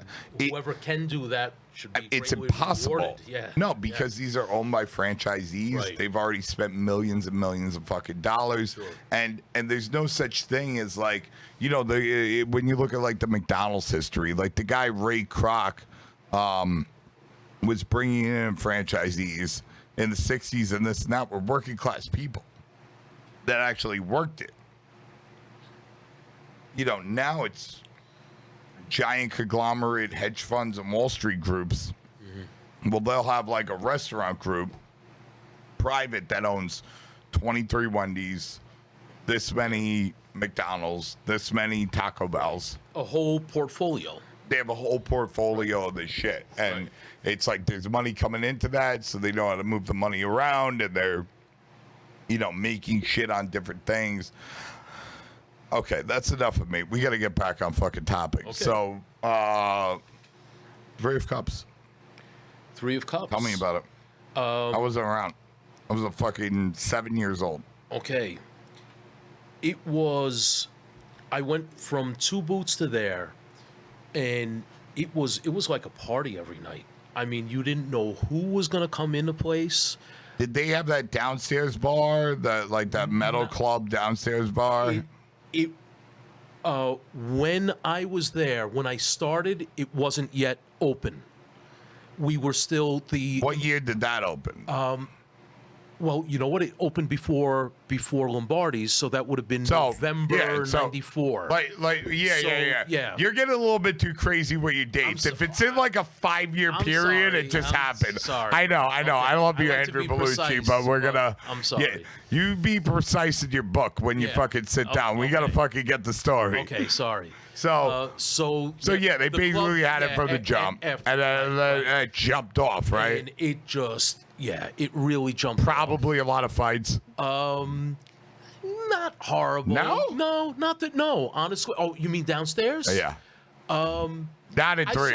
I saw a few. I'd imagine outside. Though. I know that. Usually outside. Usually outside. We always took it outside, even in my time. Yeah, Oh, it'd be like upstairs. No, upstairs was all good. No, but no. Yeah. Downstairs. Oh my God. Anything went. Anything went. I tried crack once in my life. And it was there. And it was. Yeah, I believe that. And it was there with one of the. I feel like even when I was hanging out there and I doubled down, no one would have really stopped me. I knew enough people. Yeah, but this if anybody fucking said something to me, they would have got fucking smacked by not only me, but the guys I was hanging out with. Yeah. You know? I mean, that type of stuff didn't happen at 1 or 2 o'clock in the morning. That type of stuff happened, at least when I was there, at 4 or 5 or 6 o'clock. Well, 100% there were mountains of fucking cocaine going on, fucking snortable cocaine at 1 and 2 o'clock in the morning. Yeah. I did so much coke in that place. Really? It's just, oh man, yeah. I can't.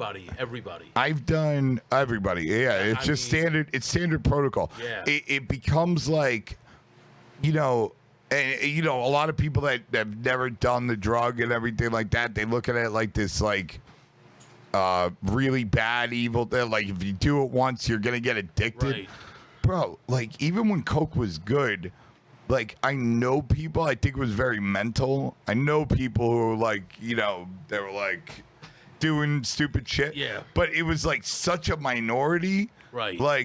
I never had a problem putting down fucking yayo. Like I could do yayo for like 6 months every day straight, partying at fucking dive bars, and literally just wake up one day and be like, yeah, I'm not gonna like deal, because my experience with drugs and especially mainly cocaine was that I would deal it, and so that meant I was doing it. Right. But then like every once in a while, like I'd be like, I'm feeling the heat come around the corner. You know what? I'm gonna delete this guy's number. I'm gonna dump this phone. I'm not even gonna talk to my supplier anymore, because I just you get a fucking funny feeling. And there was never a time where I wasn't working, at least part time. Because that was a rule in my neighborhood, and the guys that I hung out with, like, you weren't allowed to like hang out with certain people in my neighborhood in Brooklyn and like be on a real level with them if you didn't have at least a part-time job. It was like, this is, if you don't, like, you can't walk up in a 3-piece suit to the cafe and hang out all day and play fucking Sculpt and Briscola. Right. And that's okay. Like, you'll be 86 from the cafe. Right. Because it's like, you're gonna get us busted. Hey, even if we're not really doing anything, like, we're gonna get so much. Yeah. Well, that's what it is. And it's like, you have to have, go work, go get a bricklaying job, join a union, You won't have to work that much. Everybody gets laid off of the union whenever they fucking want anyway. Right. So that was always the fucking rules. And, we didn't make bad money back then. Compared to what the rents cost. Like, I used to rent in St. Mark's. I think I was paying like $600. Yeah. I had a 2-bedroom apartment in Gravesend. I was paying $550. Wow. I had a bar in there, like a nice bar, like the one you see over here. Like, and I was a kid, and I was making. What year was that? So, it's 2020. When I got the apartment, I was probably 20 or 21. The one in Gravesend. I had one before that, but the one I was paying $550 for, the 2-bedroom. Right. Yeah, I was 20 or 21. I had to be. So, no, maybe I was 18. But whatever, same difference. You know what I mean? So 2020 or 2021 it is now. And then what do? I minus. How do I do this math? I minus.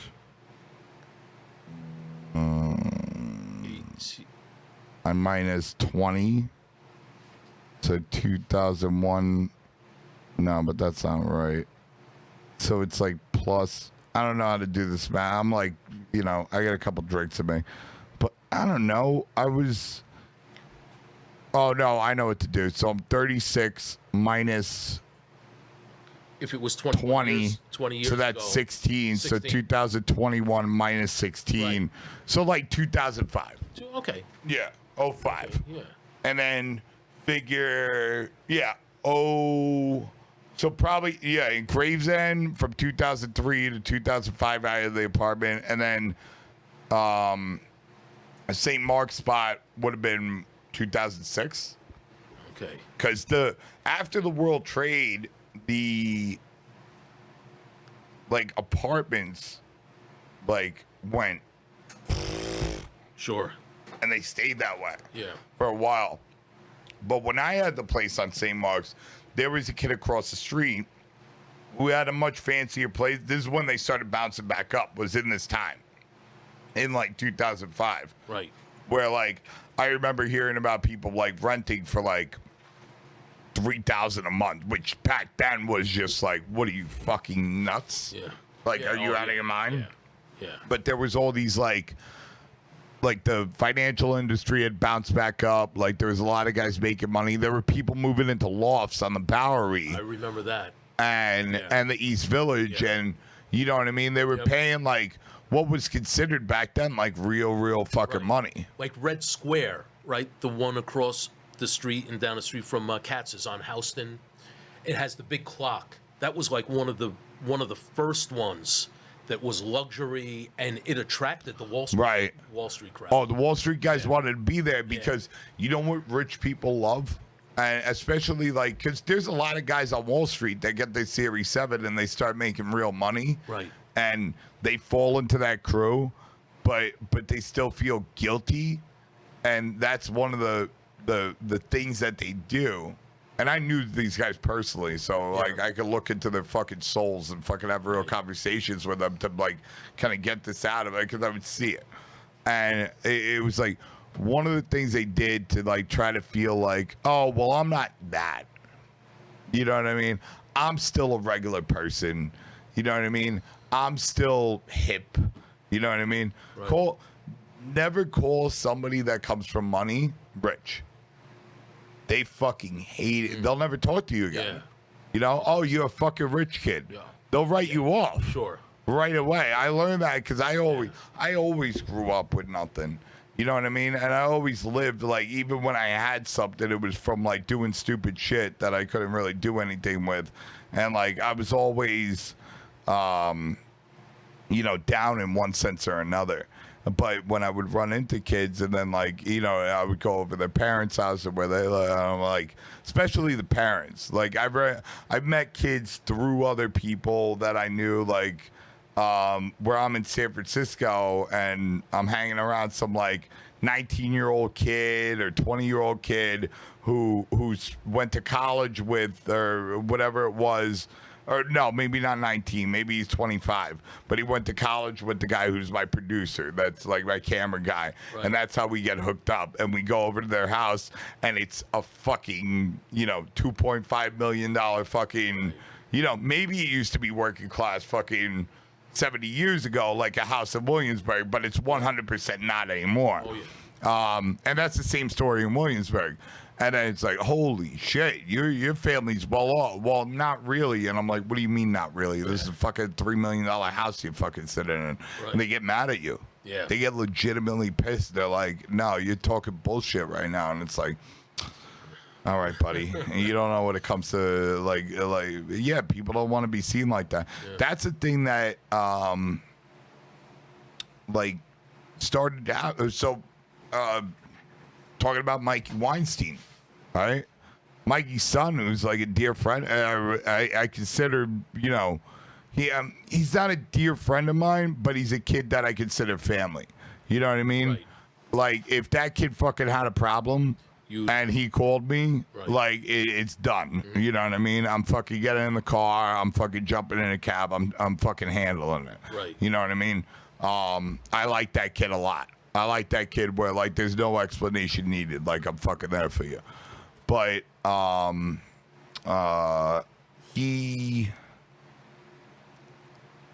kids like that, and even guys like Mikey now, there's no 21. Well, there is, but that's not what's cool anymore. You know what I mean? Like, you used to be so segregated with classes in New York, where like. You let's say you're making money. Let's say you're started on the bottom and now you're like working your way up through real estate, through finance, through whatever you're doing. And you know, you grew up as a poor kid in a tenement building, but now you're here and now you're making, you know, you go from making 60 to 120 to 250, yada yada yada. You hustle and this and that. Right.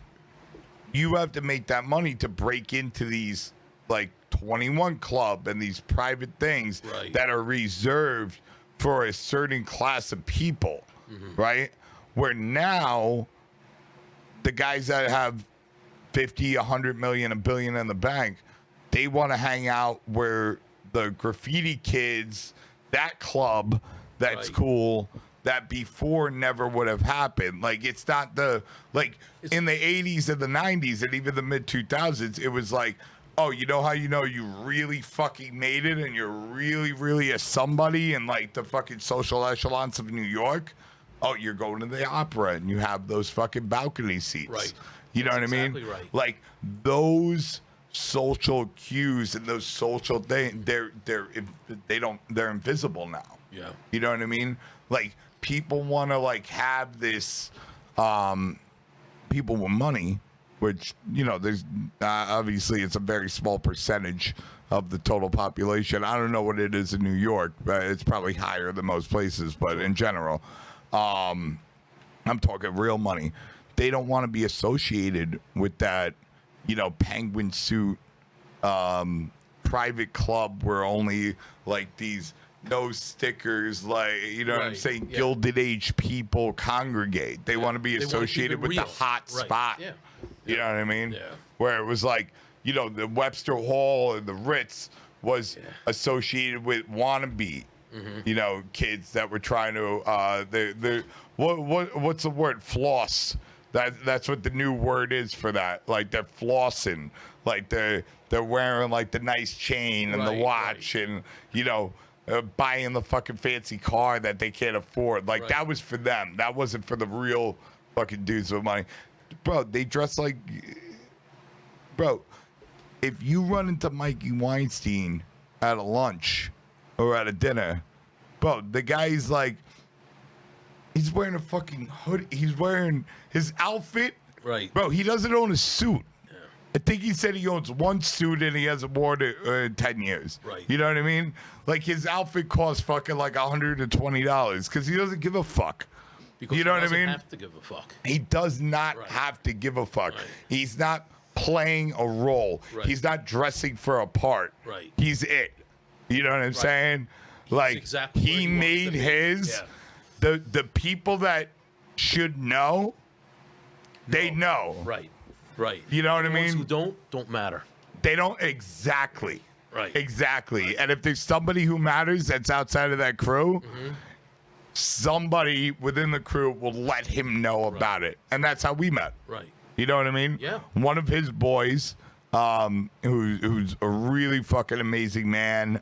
He's getting a lot older now, but, you know, he was like a boss, like in, you know, Williamsburg, like a street guy. And, you know, they have a relationship through, you know what I mean? Like from way back in the day. And it's super pleasant. It's nothing like nefarious or anything like that. Like, but he, he saw that I had talent and he's like, you got to meet this guy. And, you know, I'm like, what are you talking about? He's like, oh, just call my friend, blah, blah, blah, blah, blah. And this is, you know, many, many years ago. And, you know, Mikey's always been, you know, I called him and he asked me to meet him for lunch. And I could call him, like, not right now. It's like 10:42 at night. But, you know, I wouldn't call him right. He probably would answer right now, to be honest with you. But if I call him tomorrow afternoon and I'm like, hey, buddy, what's going on? He's like, hey, when are we getting lunch? And, like, that's what they do. They do lunch. Yeah. You know what I mean? That's funny. It's like, meet me at Union Square. We're going to have lunch. Right. No, it's fucking great. Yeah. But, all right, I need another cigarette. Yeah. All right, so we're back again. I'm sorry we're taking so many breaks, but it's real late at night. I've been drinking a little bit, and I'm still addicted to fucking cigarettes, so it sucks. So what the fuck is this? This is at Bellucci's. No? Yeah, this is at Bellucci's. I had hired Melissa Hamm, who shoots for New York Magazine, all the food photos. Okay. To shoot our pies when we first opened, and she said you should have like a, you know, do some fun shots, you know, as well. Right. And I mentioned this to Angie, my wife, and said we should come up with like something funny, and she came up with this. Okay. I mean, like, she's a Bollywood assassin, and, you know, she's from India, and right. I actually made it into like a meme, where it says, I thought I had that picture. Oh, it's it's okay. probably, yeah, it's right here. I got you. Wait. Oh yeah. There it is. Even if it's your last. Oh yeah. Enjoy every pie as if it's your last. Yeah. So that's dope. It's to me, it's a fun photo. So yeah. I posted it to Instagram. And it got like a lot of hits. And yeah, you know what? The first 70 people It was like, and then somebody said, you're promoting gun violence. Wow.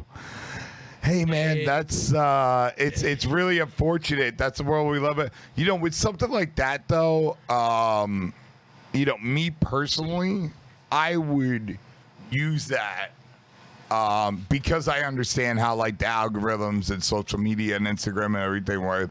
I'd fight back against that. Like that's a situation where, you know, I think people are being babies. I don't think I made a mistake or said something wrong or anything like that. Right. I think people are just trying to cause conflict. And that's something that, like, you know, with all cancel culture and everything else and things that you got to worry about today, that could really fuck you up. I don't think that's one of them because it's like, obviously not, you know what I mean? And also it's the type of thing that I could cause a little controversy where I know that there's like sane people and crazy people are going to jump on it. Yes. I'm going to be able to garner 200 to 600 comments, which is really good for your actual Instagram page. You would think it is. It didn't, but there were a lot more people are going to see it. Right. Right. So you can't think that the Twitter or Instagram mob, the people that are being crazy and are against you, right? Like, let's say there's 100, right? Right. They don't represent. Agreed. Like the majority of the people and like the thing, you know what I mean? Like there's things that you could do where you're gonna get fucked up. Right. You know what I mean? Based on a neighborhood and people will be like, this person's bigot or whatever it is. I mean, obviously we're talking in very generalities right now. I don't think that's one of them. That's not one of them where I'm gonna gain more people and more customers and more people that are like, oh, I'm glad this person like isn't completely out of their fucking minds, right? You know, and is a complete crazy person, and like, oh, and they do make a good product, and they got fucking balls. Like, I want to see them do whatever. So this is New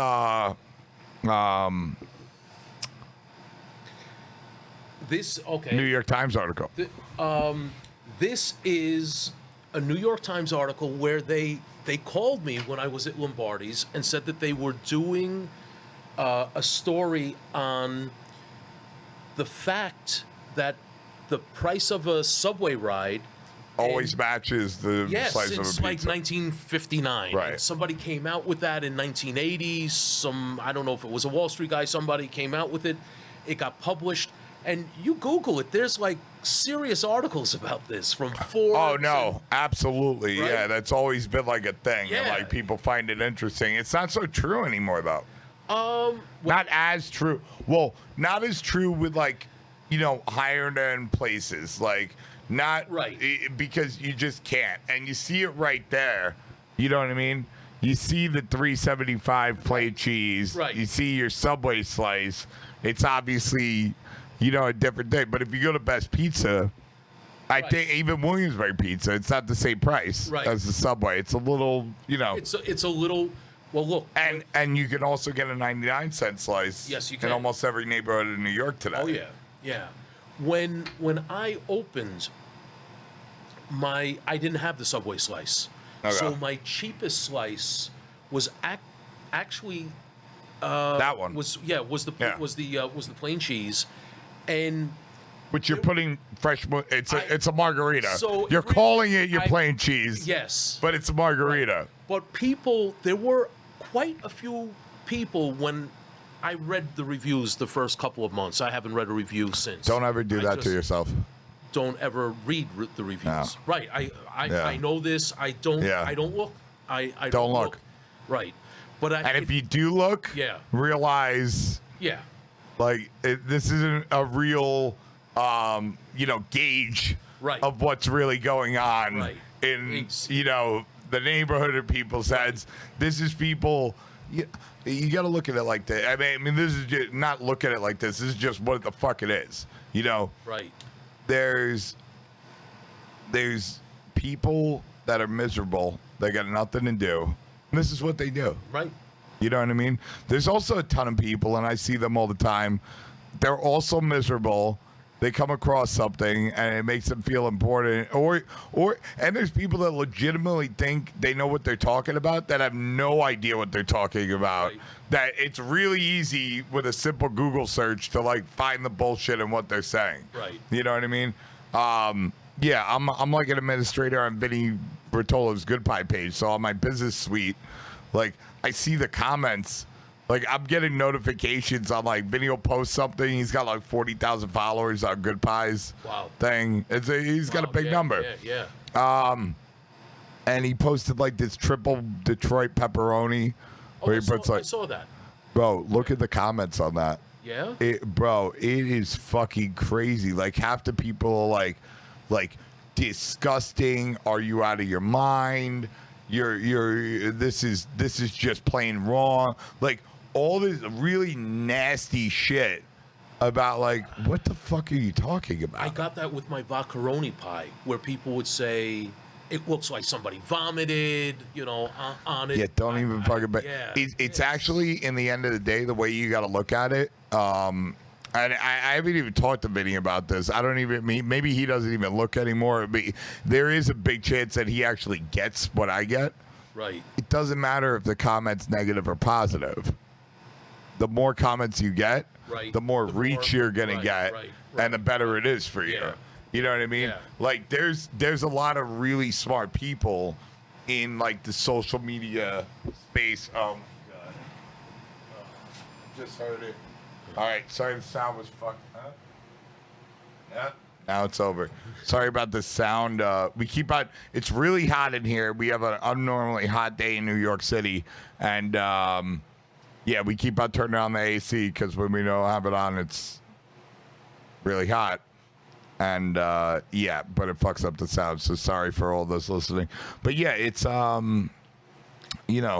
it's something that it sucks and it's hard to gauge, and it's so easy to just, you look at, like, just like where you were talking about, where it's like, holy shit, all these people are saying this. Did I do something wrong? And yeah, there's situations where you could be doing something wrong, but it's not every situation where that happens at all. Not at all. And there's situations, and I consider myself, I'm somewhat of an authority on this. I study it, I understand it, I know like the zeitgeist of all this shit. Right. And I can, 9.9 out of 10, like, be able to judge where it's like, okay, take this down, or no, fuck that shit. Sure. Like, ride with that shit. Like, I'm not a crazy person either. Right. Where I'll there is crazy people out there, you know what I mean? On both the right and the left, who would be like, oh, ride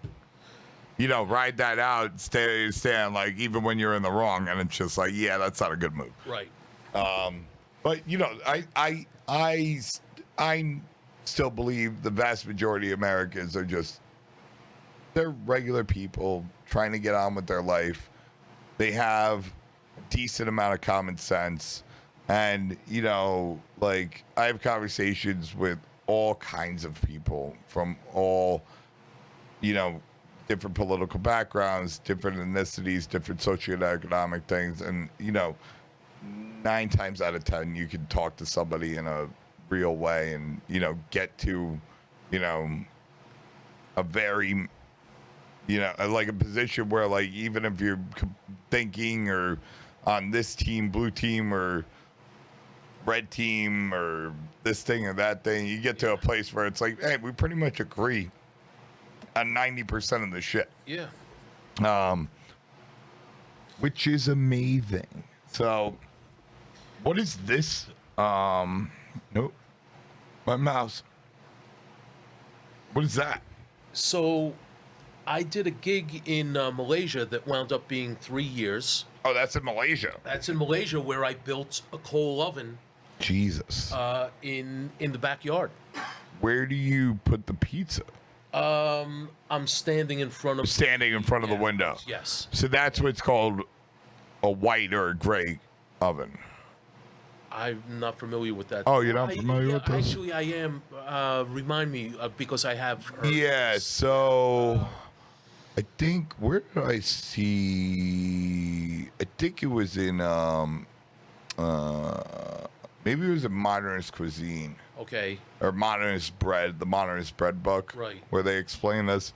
So if you have a coal oven, where the coal oven is like, you have a giant stone. Right. And on that stone, right, you're putting the coal. Oh, that's a black oven. Okay. Or wood. Right. Okay. Right. So this is a now. white It oven. doesn't matter what the fuel source Right. is. It's where it's on the cooking surface. It's where it's on.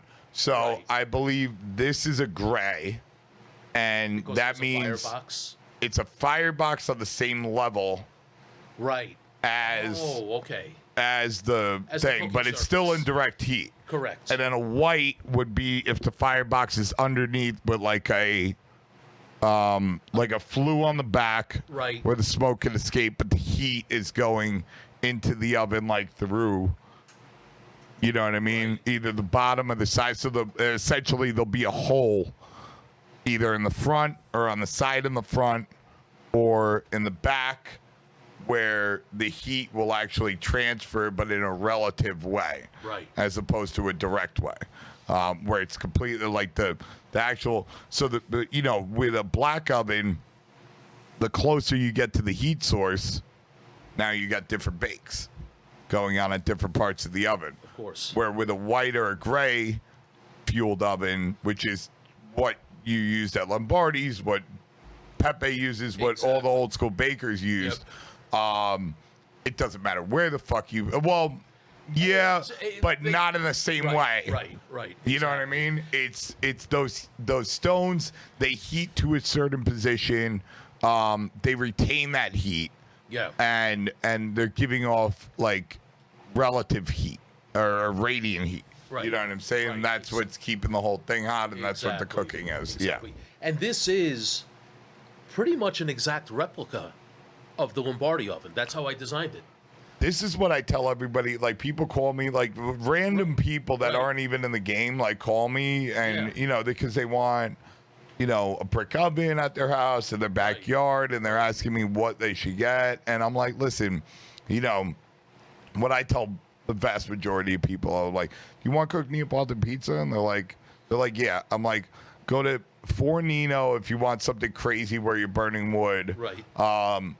If you think you're gonna make pizza like a few times a year or whatever, or you don't want to spend a lot of money, like bro, get a fucking uni. Like, it's fucking great. Oh, you hook it up to a propane tank, you're at 900 degrees. 100% the way to go. But like, if you're gonna build something, right? If you're gonna like hire a mason and build something, do not build a beehive oven, because it only has one purpose.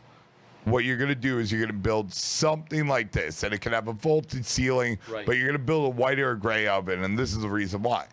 You can cook, you could still throw wood on the stone. And I did. And do Neapolitan pizza. Yep. But you can also do, you know, old style New York, coal oven style pizza. Yep. You can do bread.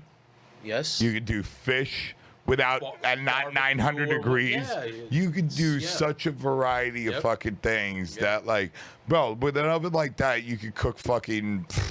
Bro, if I built an oven at my house like that, bro, I'd be cooking 50 pieces of artisanal bread that are worth $10 a pop, like out of my house, I like, believe it. yeah.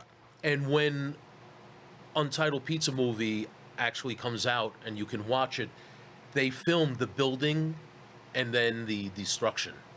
Okay. Yeah. So it's what do we got to do, bro? Like, what is it? It's in the so what's his name? Shapiro, Dave.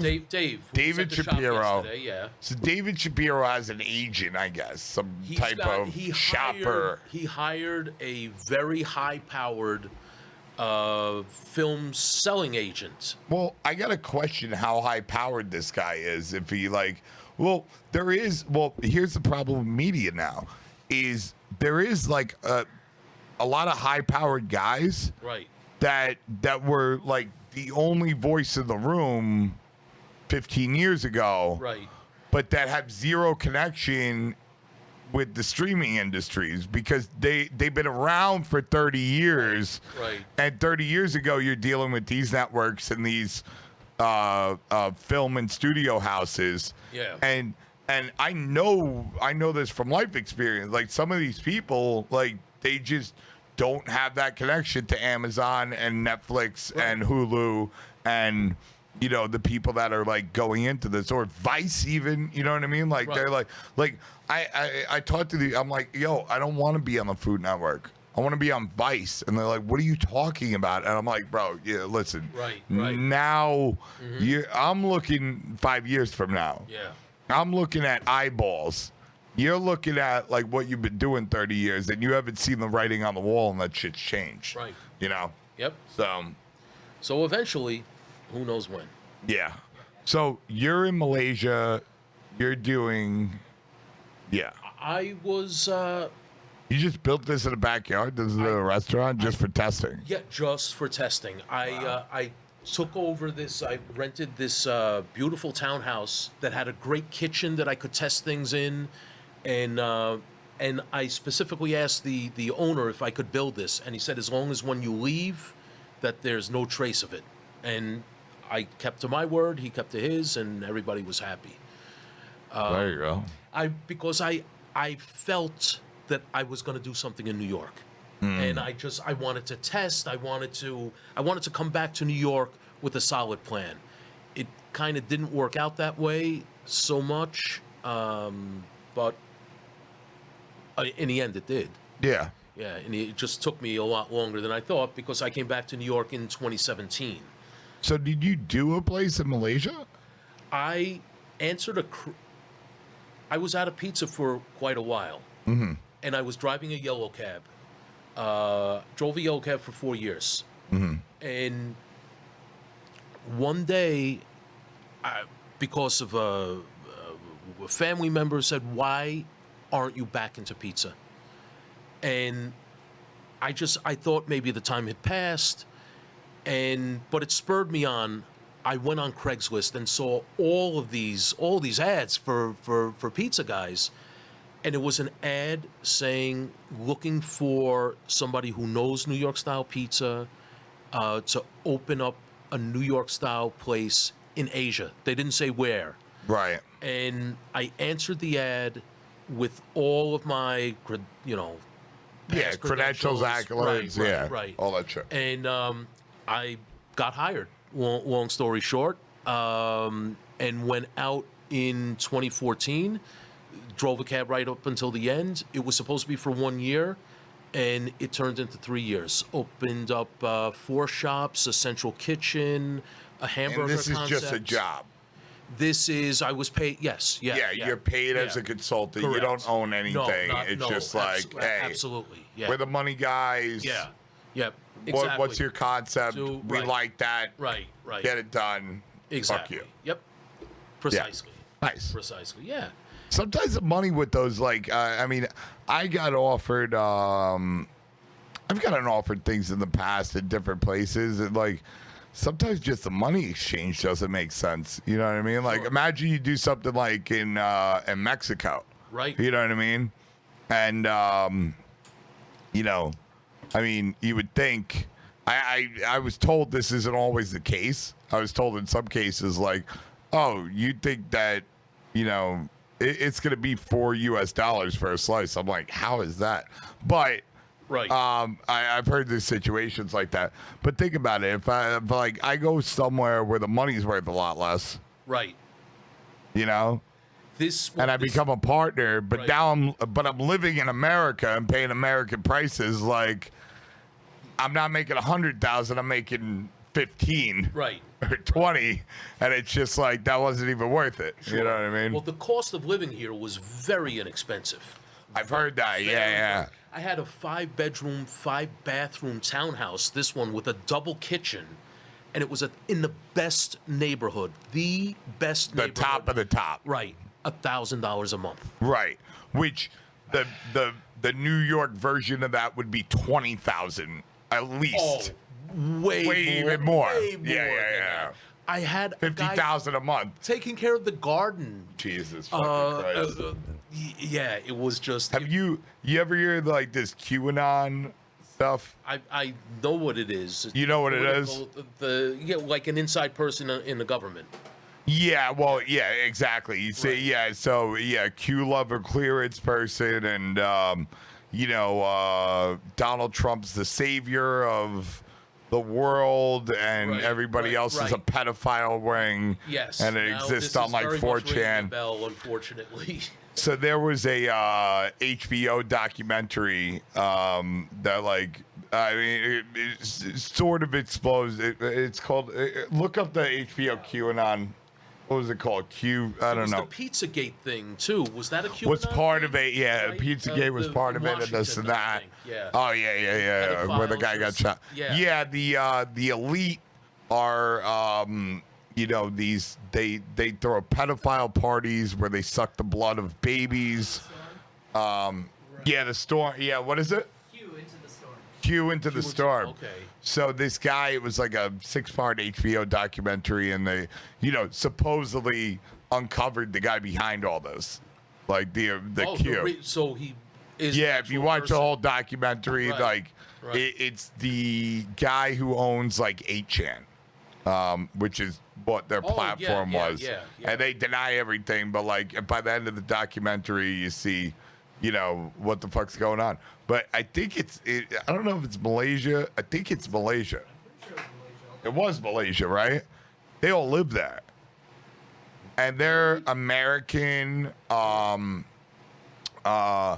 father, so the guy that started 8chan, I don't know what like disease he has, but he was born with like like kind of like a debilitating genetic disease where he's in a wheelchair for his whole life. He has he's like the size of a toddler, but like his brain works good. Sure. But his arms don't really work too well, and he can't walk.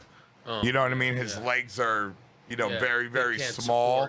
So he has like one of those like electric wheelchair things. Right.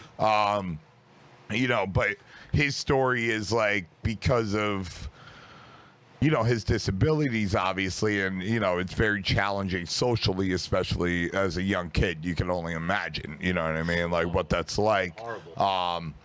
And he really took to the internet, and he took to these like internet chat groups and everything like that, and these kind of dark corners of the internet. Because like people would be saying crazy shit, like this is where fucking Nazis live, and this is where like really crazy fucking things, like everything from Nazis to kiddie porn, like the real fucking Bad fringe stuff. But he would see how people would talk and like about somebody like him, and it was completely unfiltered, and he was like his thinking was this is how people really think in real life. So there was this site called 4chan, which is one of these sites, these messaging groups with different categories. It's like kind of an underground Reddit where these kind of fringe communities live and communicate with each other anonymously. That's why they're called Aeons. That's why it's Q Anonymous. Anon means anonymous. Right. So he ended up starting 8chan. This businessman who's the other main like kind of protagonist in the Oh, it was the Philippines. Okay. That makes more sense. Yeah. Malaysia doesn't play around. Right. They're all Muslim, right? It's a Muslim majority. It's a Muslim, and they're if you chewing gum, that's a country. That's Singapore. That's Singapore. Okay. Malaysia's not as hardcore. But they're hardcore about certain things, and in certain regions, it's really an ethno-religious apartheid there, because they also have Chinese Malays and Indian Malays, and they're totally shitted upon. Right. They will never get a government job. Well, that's Saudi Arabia and all those Muslim. Sure. All of them. Really. Yeah. All the like Arabic Muslim countries. I mean, if you go to Dubai, Qatar, Saudi Arabia, they have a working class from Bangladesh and other fucking weird places that are literal. Like they get off, and it's fucking. I mean, it's not chattel slavery, but I've seen them in the airport. It's the same thing in Malaysia. They don't let them leave. Construction companies, no, they They're living in slavery. Yeah, it's literally at the very least it's indentured servants. I think it's I would say that like Foxconn in China is like kind of indentured servitude. Like that's a modern version of indentured. I would Right. say what goes on in those countries is even worse because you can't leave.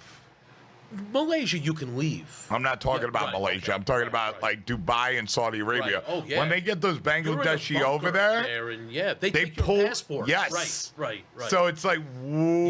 Yeah, that's, if you can't leave, Yep, you're absolutely right. like it's not well because I mean traditional English indentured servitude would be like you come to America, you're from England or Ireland, you work 7 years and you're free.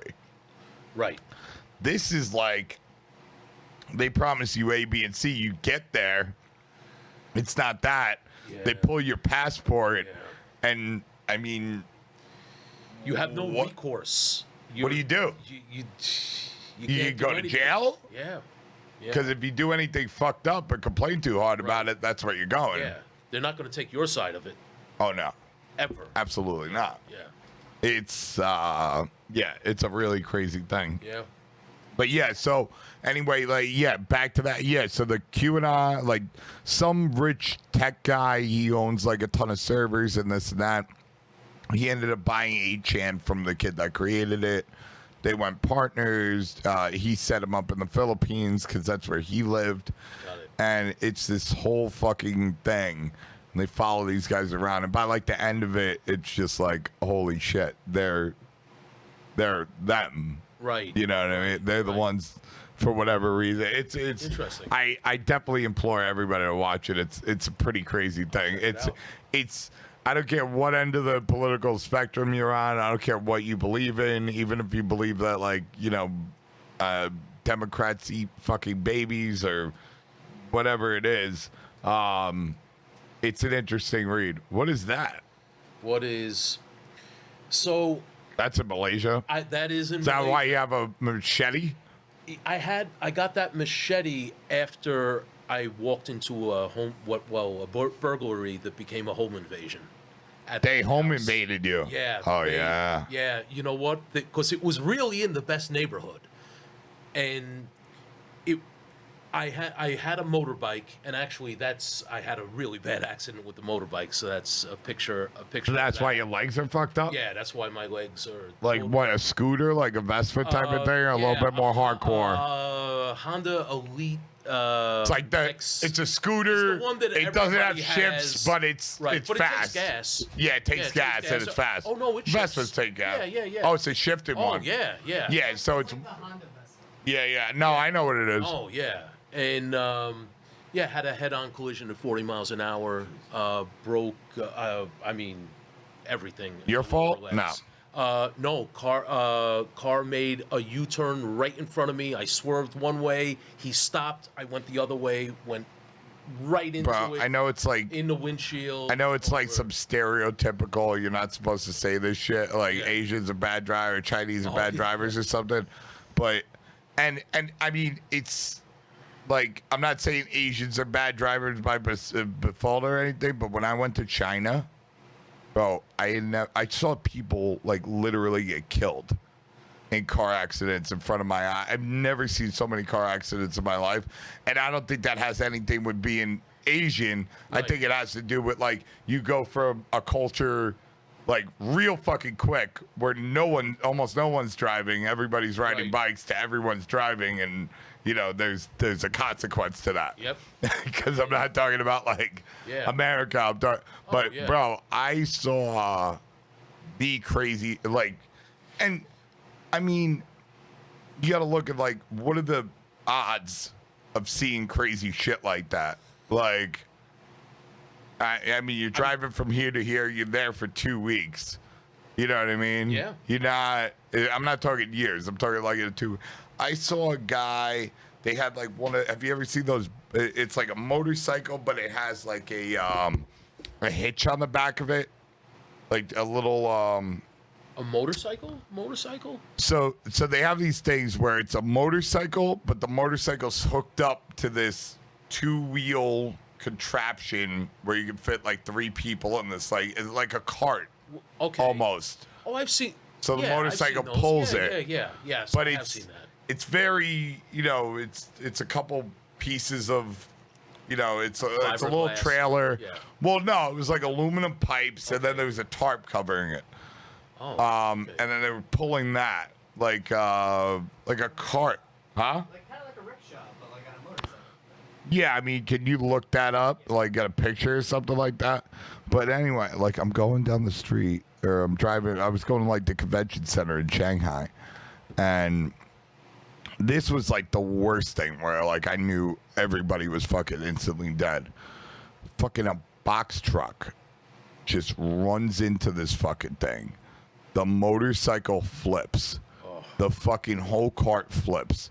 And it's not like a hard top. It's like there's like a fabric over it.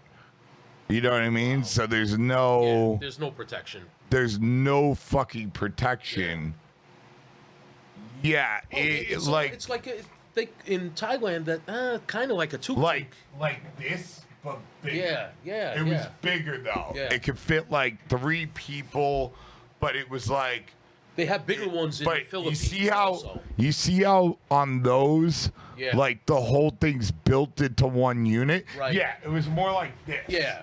Where it was like 2 separate units. Yep. Type of thing. Wait. Go. I think they have that in Cambodia. I know I've ridden in that.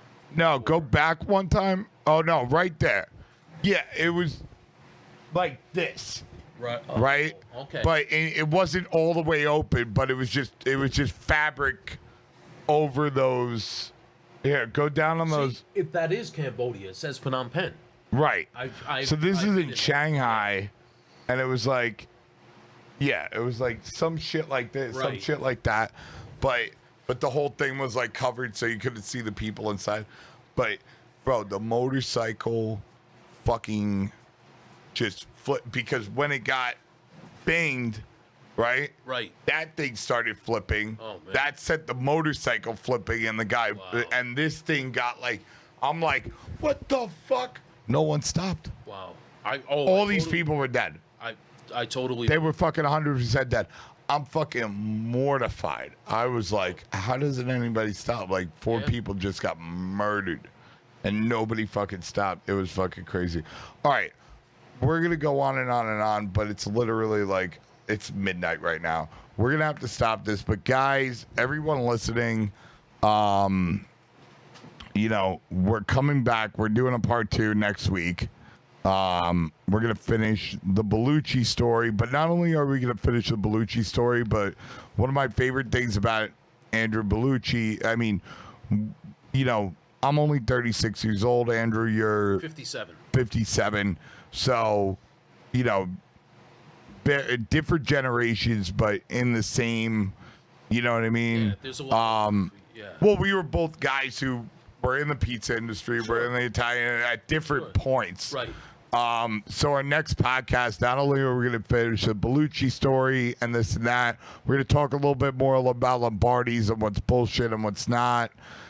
Some of it is just but we're going to talk about that. But we're also going to talk about like, instead of me and Andrew going to a bar again and fucking figuring this all out, we're going to figure it out on this podcast.